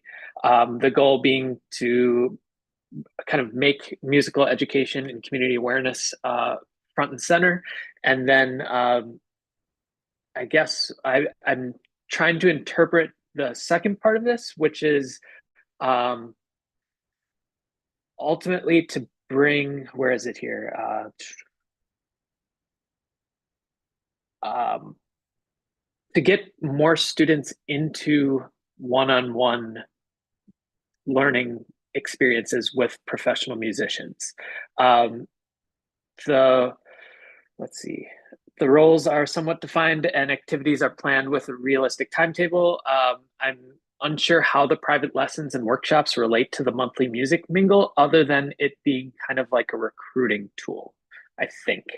I'm unclear how there were numerous mentions of the idea of fostering a sense of giving back and kind of providing some sort of service to local nonprofits.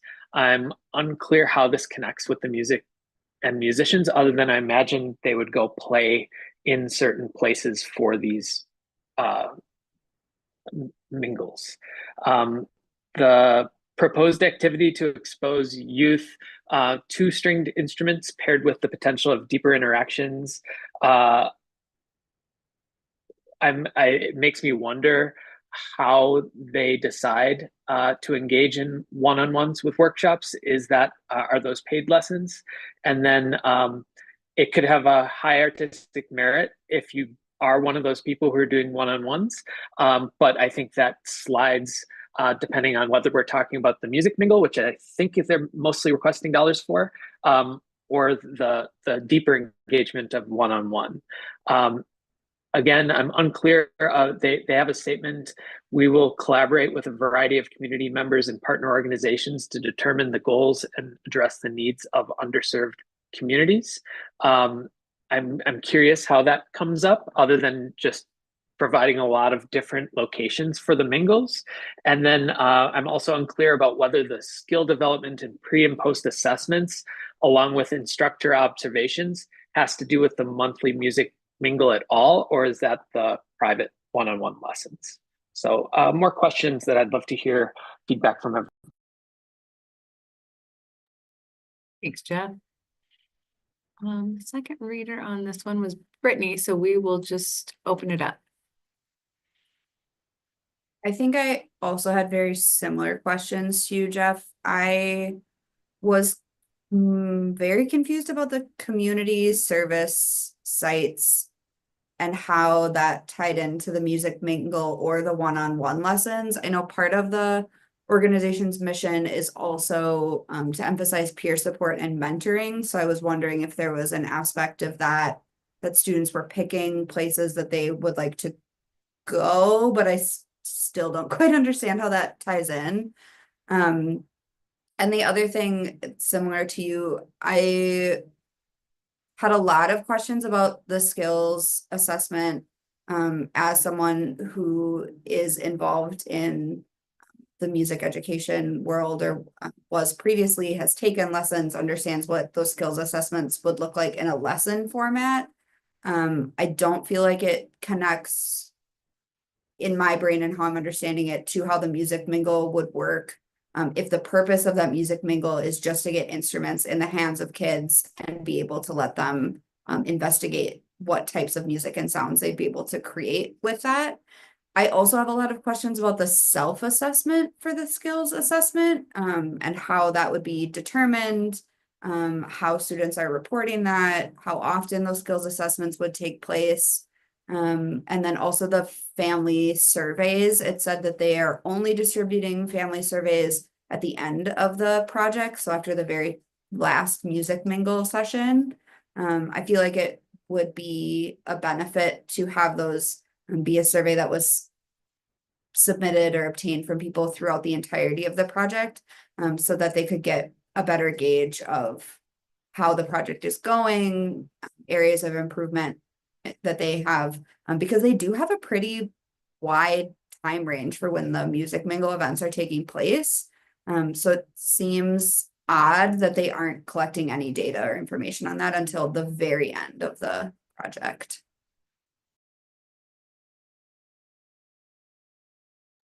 Thanks, Emily. Anna?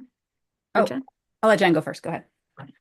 Okay, I just found it hard to understand, like you guys, what we were reading about, if we were reading about Music Mingle or if we were reading about lessons. So I think that needs to be cleared up in order to, I mean, I love their idea, but I just think that it needs to be packed into what they exactly want.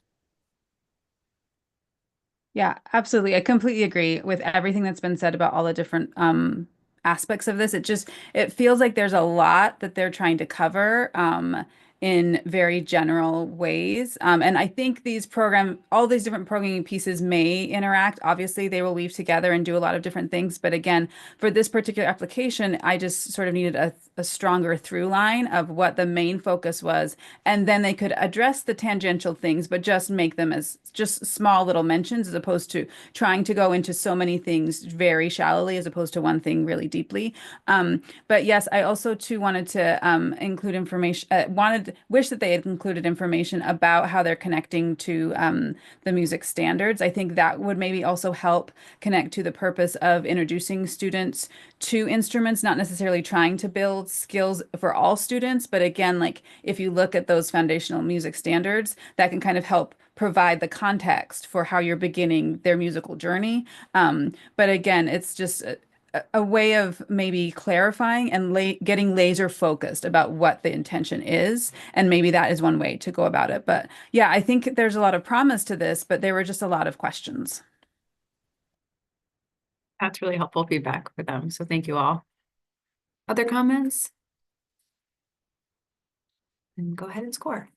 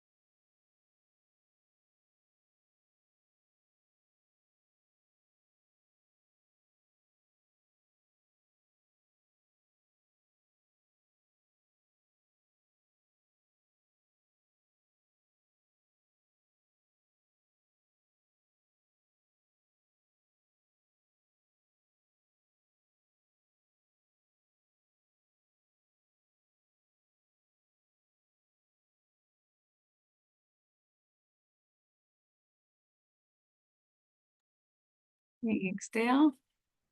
Right, on to the next here. Okay. Forrest Rechellenbacher Foundation, Osceola. And first reader is Emily. Sorry, Jennifer.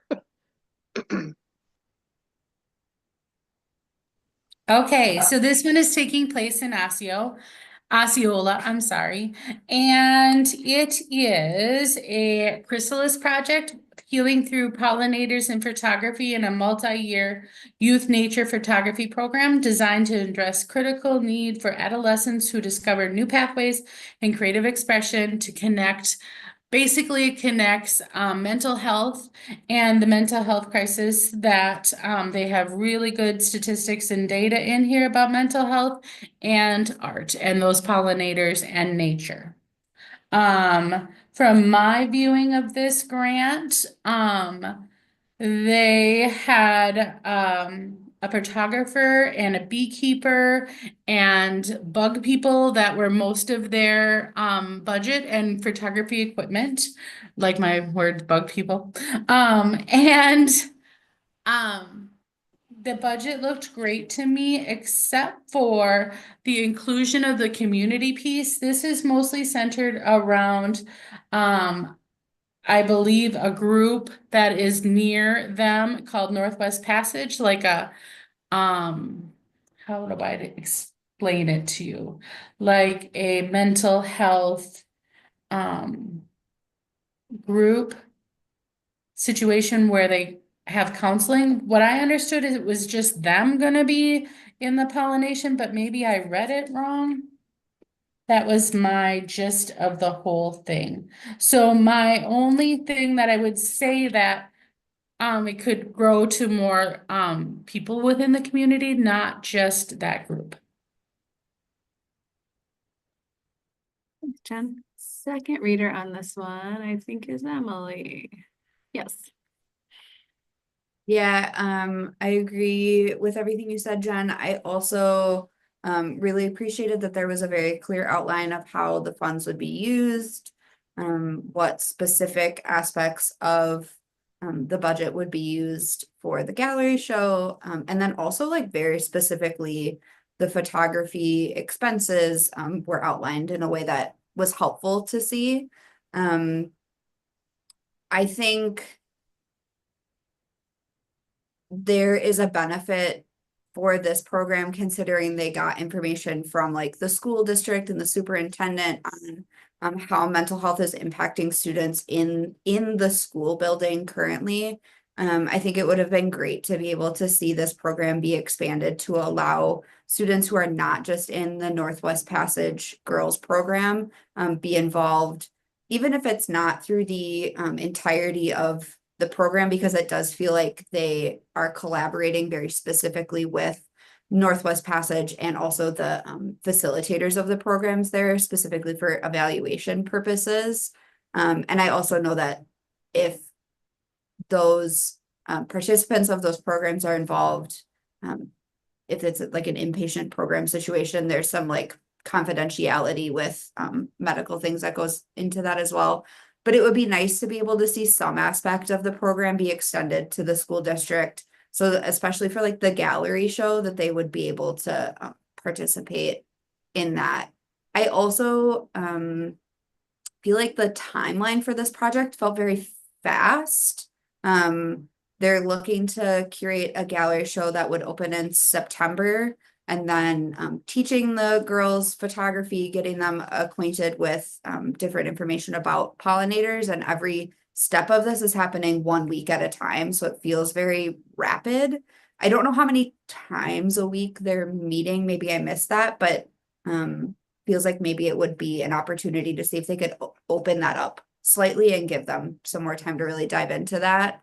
And I think the only other question I had was about accessibility for this program. I know that they noted that they have accessibility with like toned down lighting, sound, special effects to accommodate people with autism, but I also would be curious to know how accessible those spaces that they're visiting are for folks with mobility needs. Just thinking about people who are participating in the Northwest Passage program, would love to see all of the people in that program be able to participate and not just the folks who are able-bodied and able to get into those spaces.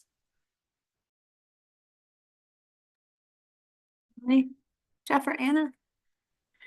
Sure.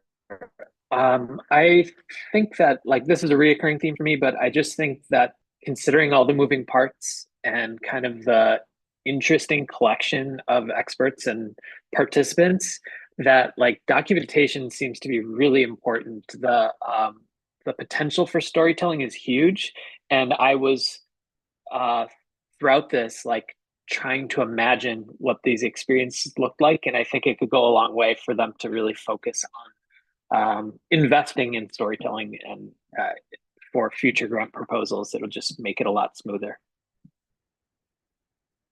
Jeff, can you say a little more about what that, just for my own benefit and for theirs, like what that could look like in terms of documentation, capturing that? Sure. telling I'm that story? picturing like 5 different proposals all mashed up together in terms of what I saw in the artifacts. So like, for example, out in the field, like soundscape recording, or hearing people kind of hearing their learning while they're maybe a student or a young person's interacting with what are they called? I'm blanking on the bug people now. That's all I have in my mind. I forget the word, but like that, the interaction between expert and participant, let alone if you just have like a phone camera taking some field experiences. I'm calling up different examples. I have one coming up. There was just like you could tell it was on a phone, and all it was panning through the experience. And I think that would go a long way to help me understand exactly what this looks like, specifically at the pace that it's happening. And like teaching somebody photography that will be exhibited, I think is really interesting. But a lot of the images that they attached to this were just photographs with kind of an interesting depth of field without the context that it was taken within. And I think I love the photograph, but have a picture of somebody taking the photograph in that world, in that scene, maybe with an expert, kind of in the point of view as well. That's super helpful. Thank you. Anna, any comments on this one? Just one quick thing. I second everything everyone has already said, so I won't go back over that. I would just say that for me, this is a very strong application, a great project, and I really wanted to emphasize the evaluation component with the journal entries and really looking at the students themselves and how they're addressing their perceptions of themselves as photographers over time and participating in this. I think that's just a really, really great example of how you can have surveys before and after and all these other things, but I do think kind of getting into and the artistic expression itself, but really kind of getting into that deeper long-term impact through participating in these kind of arts programming. And then I do appreciate, again, always connecting it to standards really, really helps. But yeah, great application. Great. Thank you. If there are no other comments on this one, you can go ahead and score.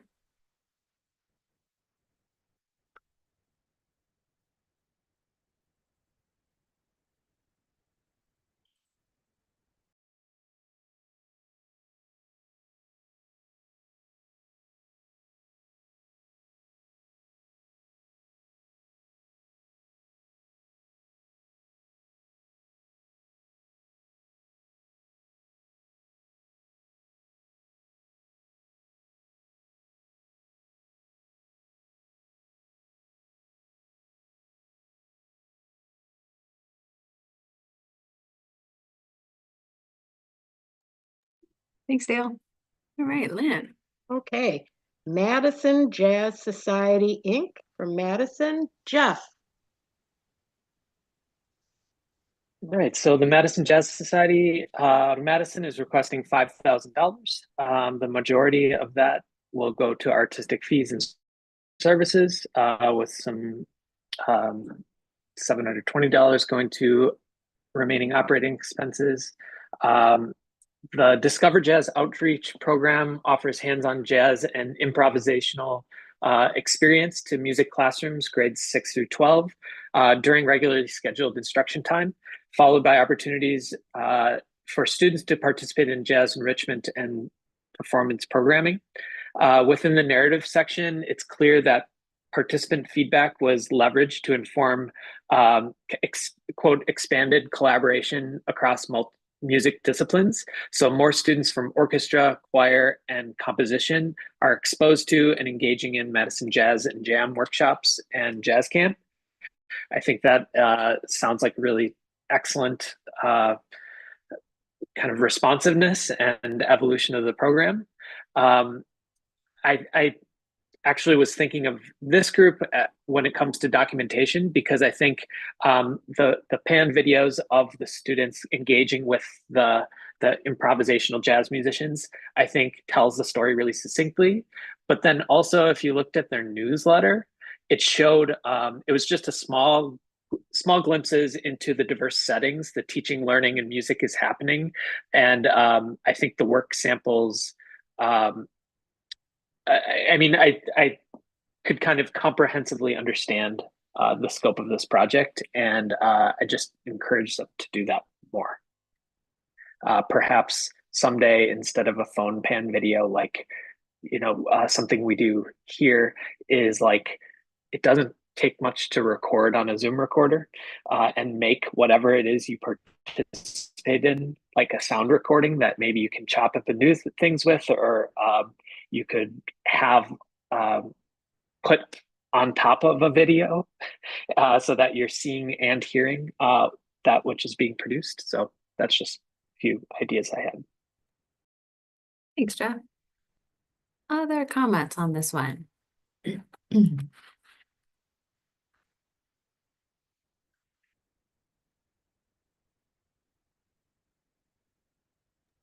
I don't know that I have other comments. I think it's yeah, I think it's great. Great. Emily or Jen? I also don't think I have a ton of other comments. I don't know, I got really jazzed about seeing the orchestra, choir, and composition incorporation into that. I feel like they often get forgotten about in these cool music proposals, so I was really excited about that. But otherwise, this is a great application. I agree with everything that you said. I love that you jazzed about it. Great. Well, if there are no other comments, you can go ahead and score.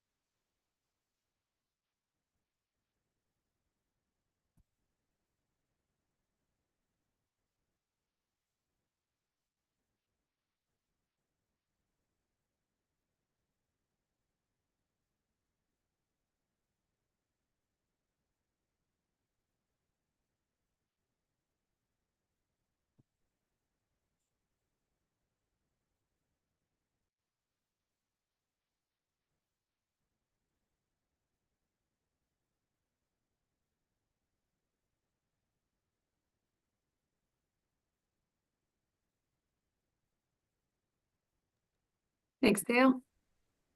All right, next up. Memorial High from Eau Claire. And Anna, you're going to start us off. Yes. Memorial High School in Eau Claire. They are asking for $6,000 for artist fees and travel. This is an arts in school residency with We Are the Willows. It's a week-long residency. The students will learn music, marketing, and create a pop-up performance together with the band. And the students will create visual storytelling elements that will be presented, and then students will also perform with the band. So there's a lot of component parts to this. I think the idea of the project has a high artistic and cultural value because it's providing this really unique artist in residence experience for students. There's a lot of opportunities for them, for all students to find different ways in. And so they may have certain strengths over others. And it seems like there'd be a variety of ways for people to participate and just kind of feel like they're really connected to the project. I think the application itself provides very, very generalized information. And I just had a lot of questions about the timeline, the implementation, the evaluation. That's not to say that there's not value in here with this idea. And again, the artist in residency at this age, I think is awesome. But I was really struck by how little information was given in these short generalized paragraphs. photographs, and I just wanted to know more overall. So I'll kind of leave it to the group if they want to kind of dig more into details. Thanks, Anna. I think Jen is the second reader on this one. Yeah.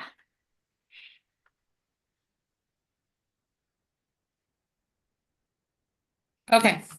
I agree with what you said, and like sometimes when I'm wondering about those questions, I go to that work section, and that didn't help me much either. So I still had a lot of questions about it, and I still had questions about the amount of community access to this as well. So that is my comment. Thanks, Jen. So just to clarify on that one, the work sample didn't add clarity there. Is that what you meant with the work section? Oh, you're muted, sorry. Yep, that's what I Okay. meant. Okay, great, thank you. It just didn't add clarity because sometimes I go for the visual part, you know, when I'm wondering about something and then I get the answer to my visual question. Yep, great, thank you. Emily or Jeff? Yeah, I thought Oh, go ahead. oh, sorry. Do you want to go? Go ahead. Go ahead. You go ahead, Jeff. Okay. I had their past examples of this, the Arcadia Charter School Choir example from the work sample, and then the Arcadia Charter School Arts Residency mini documentary. I've been part of projects like this before, and I think you're right. There was a lot left, like vagueness in the application, because I'm getting the sense that this is the band trying to engage and having a willing partner ready to engage with a band, knowing the impact of that on students. I get the sense that these are probably very cool people, and they're going to be able to engage with students, and you can see that in the choir example, that the students are just locked in and engaged. But I think there's a lot of room for finding the language for kind of the magic and power of what they do when they're in a room with students that didn't quite make it into the application. But I think the essence is there, and I hope this happens, because I think having been part of projects like this, there is kind of a intangible that some higher up people need to figure out how to put down in words. Thanks, Jeff. Emily. Yeah, I was going to communicate something very similar. I remember being part of projects very similar to this in both high school and college, and how impactful that was to me as a student and the community around us.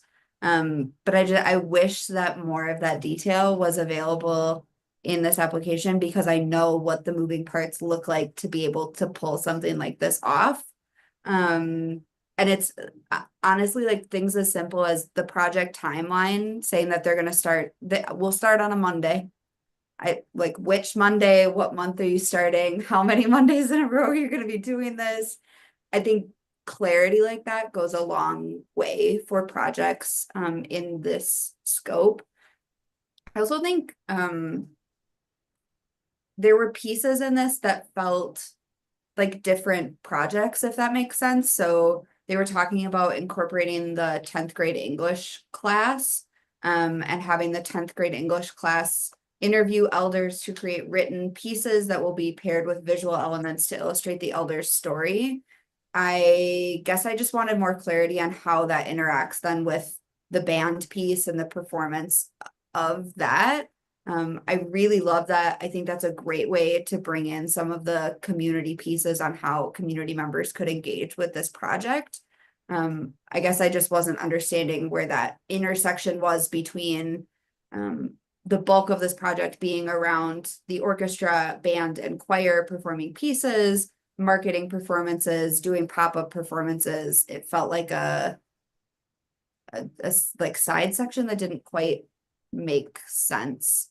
And I feel like it could get incorporated in some way, and I really love the opportunity for non music students to be involved in the project and get to see how their contributions could still be in the fine arts world. But yeah, more clarity would have been really helpful, I think. There's one thing you said about the gathering of stories. Like, I think this is a perfect example of like what's not there, but like I'm trying to connect the dots as I'm reading. So like the band's album's name is Quilt.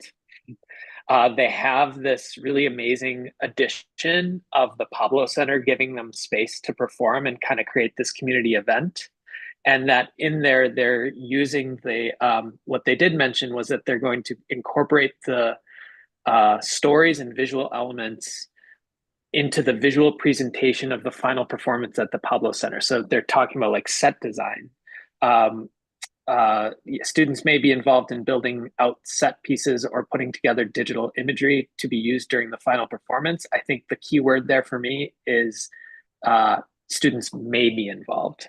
I think that is like the one thing that I wish wasn't there, because if they just said students will be involved and this is what day, it would like make it very visible. It just seems like they're being a little more ambitious than even the two other work examples by adding kind of visual installation. I don't know if anybody from the band has any sort of expertise on that, or if they're bringing in somebody to help with that.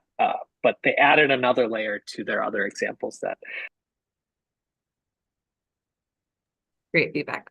Yeah, I want to just quickly kind of say, like, I think this is a really interesting application because reading it, I have a lot of questions, but I also too, I still feel really confident in the high artistic value.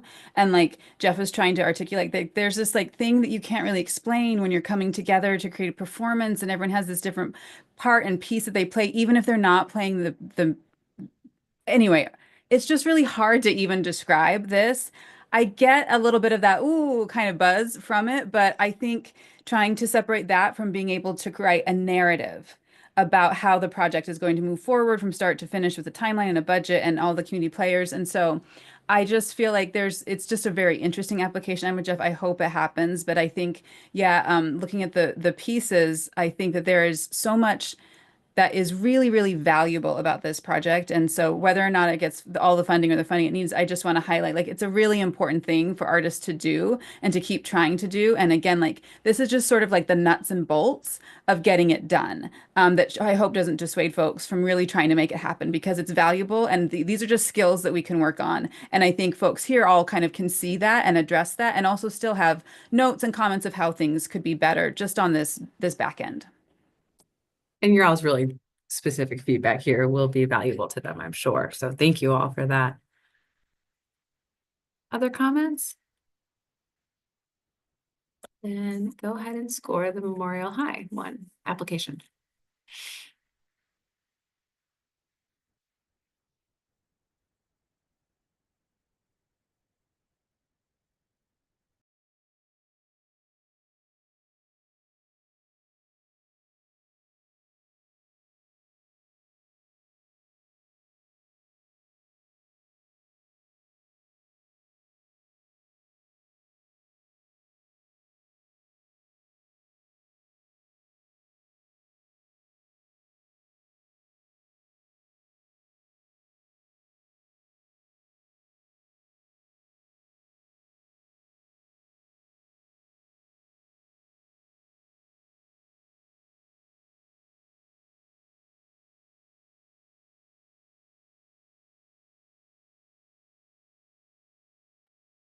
Thank you, Dale.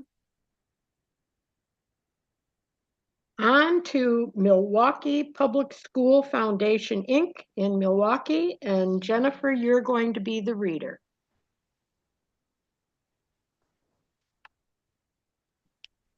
Alrighty, this is in Milwaukee, just like she said, and this one is for Broadway Bridges. It's a national initiative to expand and access to Broadway performances in the arts for high school students. I thought it was really, in reading this one, I loved that it's kind of like a Broadway behind the scenes. These students go through voice coaching, choreography, tips and tricks about what happens behind stage and all those little secrets. I thought their budget was well put together. Their community outreach was focused at high schools in the Milwaukee area.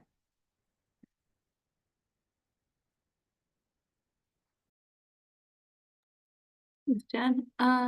Let's see. Our second reader on this one was Brittany, so we will just open it up for discussion.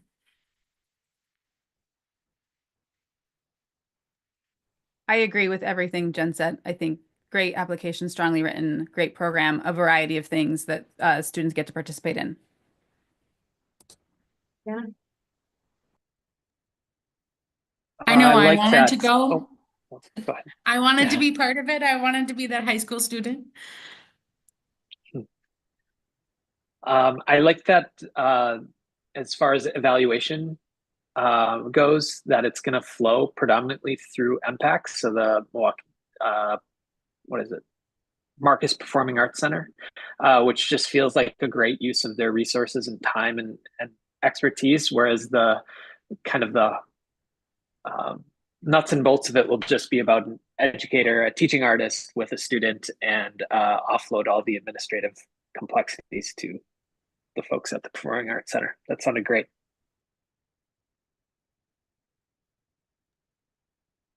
I think I mean, we've said this like a million times today about the programs that are coming through here that we're looking at, but I think it's incredible to allow students to have the opportunity to work with, they mentioned like Grammy and Tony award-winning artists, which is mind-boggling to think as a student that you would even be able to touch an ounce of that talent in that sphere. So really, really incredible opportunity for them to be able to get that experience. Did anybody get a sense of how they would select schools and or students that would get this opportunity? That's one thing that's the only little thing that I was like, ooh, I wish I knew that. The only question really I had written down was how many students are going to be able to participate and what goes into finding those students. Yeah, did you watch the video of them engaging with the performer in the dance studio? It was like 6-1, like with some amazing performer. That's awesome. I'm just curious how you win the lottery and get in that room. Yeah, and I was just going to say that in my previous experience as an educator in a different state, it was a lottery.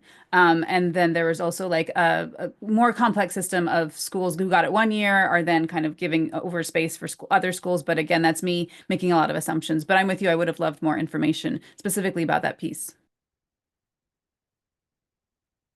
Thank you all. Go ahead and score this one if there are no other comments.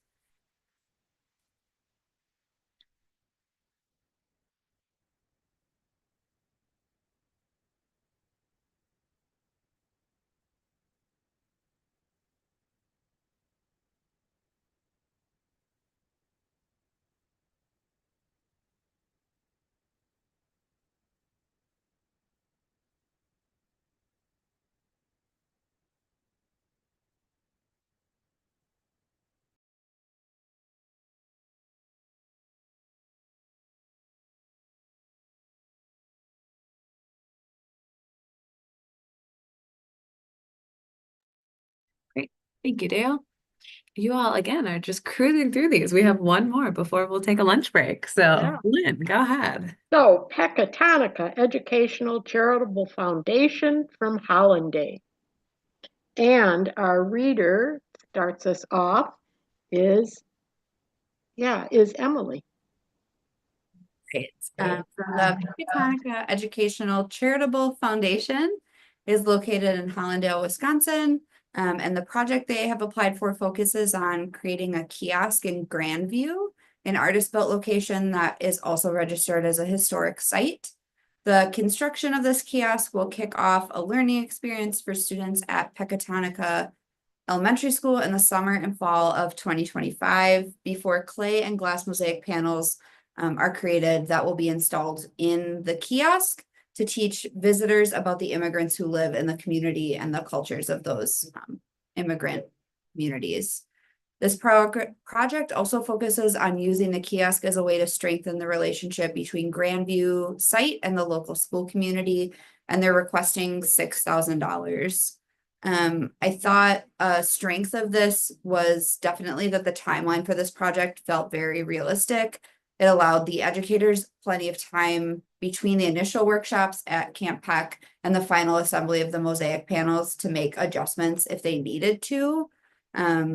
I think this is a great way for students to be integrated into their community and really take pride in the places that are around them by saying that they've been able to have a mark on those spaces and have some ownership over what they look like.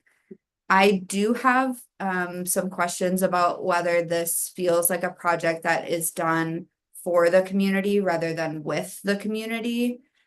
Specifically around if any community feedback went into informing the design of the kiosk, if that kiosk was something that people were interested in having there, the subject matter that's featured inside of the kiosk for the murals, and then also throughout the narrative, well, they were mentioning that students would be able to design their own mosaic and create their own mosaic. They also mentioned that an artist needed the designs to be sent to him to be pre-approved so that he could make the design for the mosaic. So I guess I was confused about whether the students' designs would be up in the mosaic or if they were making things that they would be able to keep and then something else would be going up in that spot. And maybe I'm just misinterpreting or misunderstanding what that would look like. So if anyone else had clarity on that, that would be great. Oh yeah, it says April 2026, designs are completed and transferred to panels by Josh. So I guess maybe he's just assembling what those look like.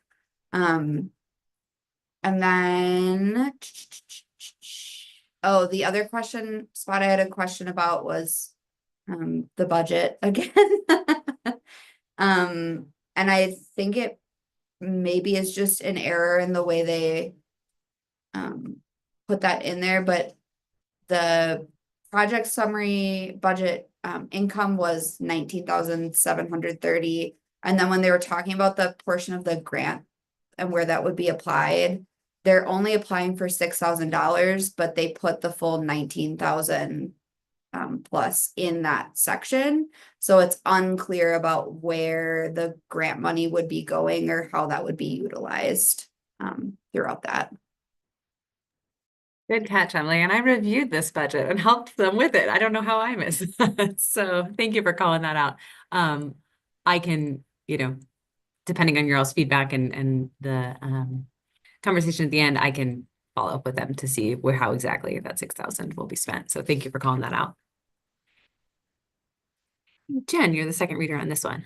Okay, so I agree with everything that she said. She did a great job explaining all the things. They did talk a lot about conservators, and I was unsure where that whole statement was coming from, if they were worried about the preservation of the kiosk or I don't know, did my ADHD miss why that was a big part of this situation? Other than that, I totally agree with her about all the things that they talked about. And I love the work samples. They were also great.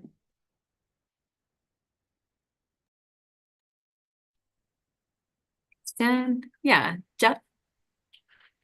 Sure.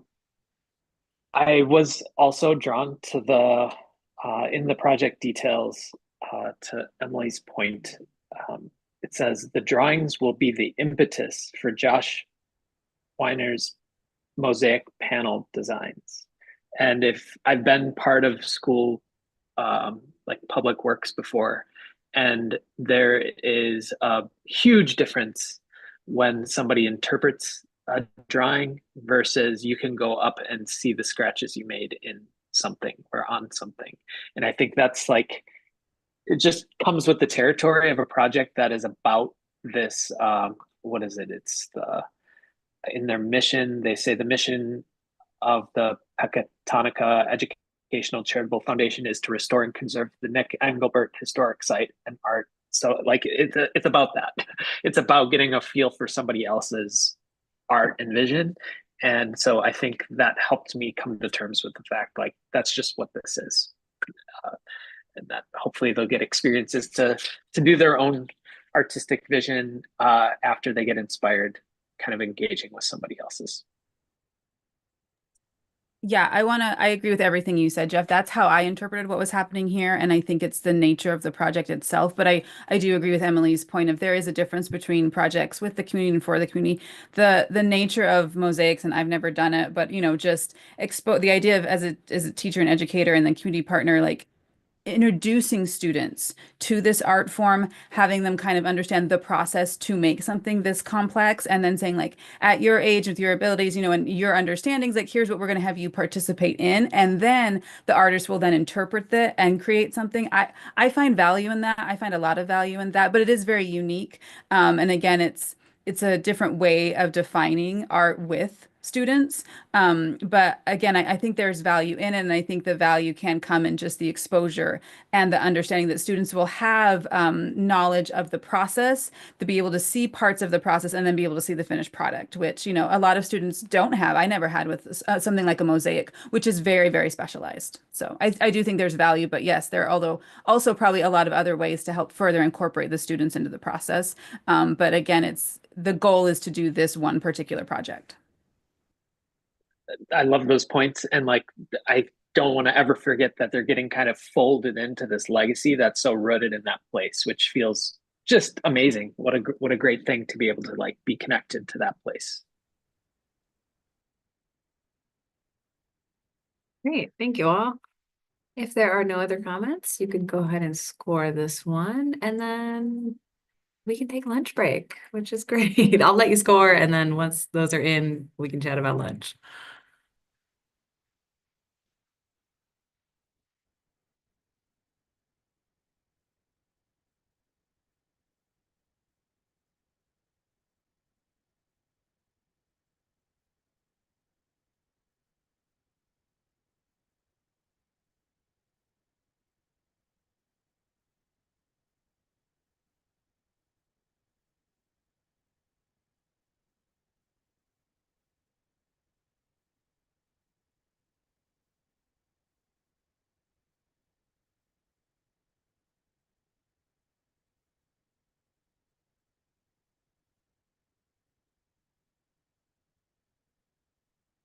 Those are all in.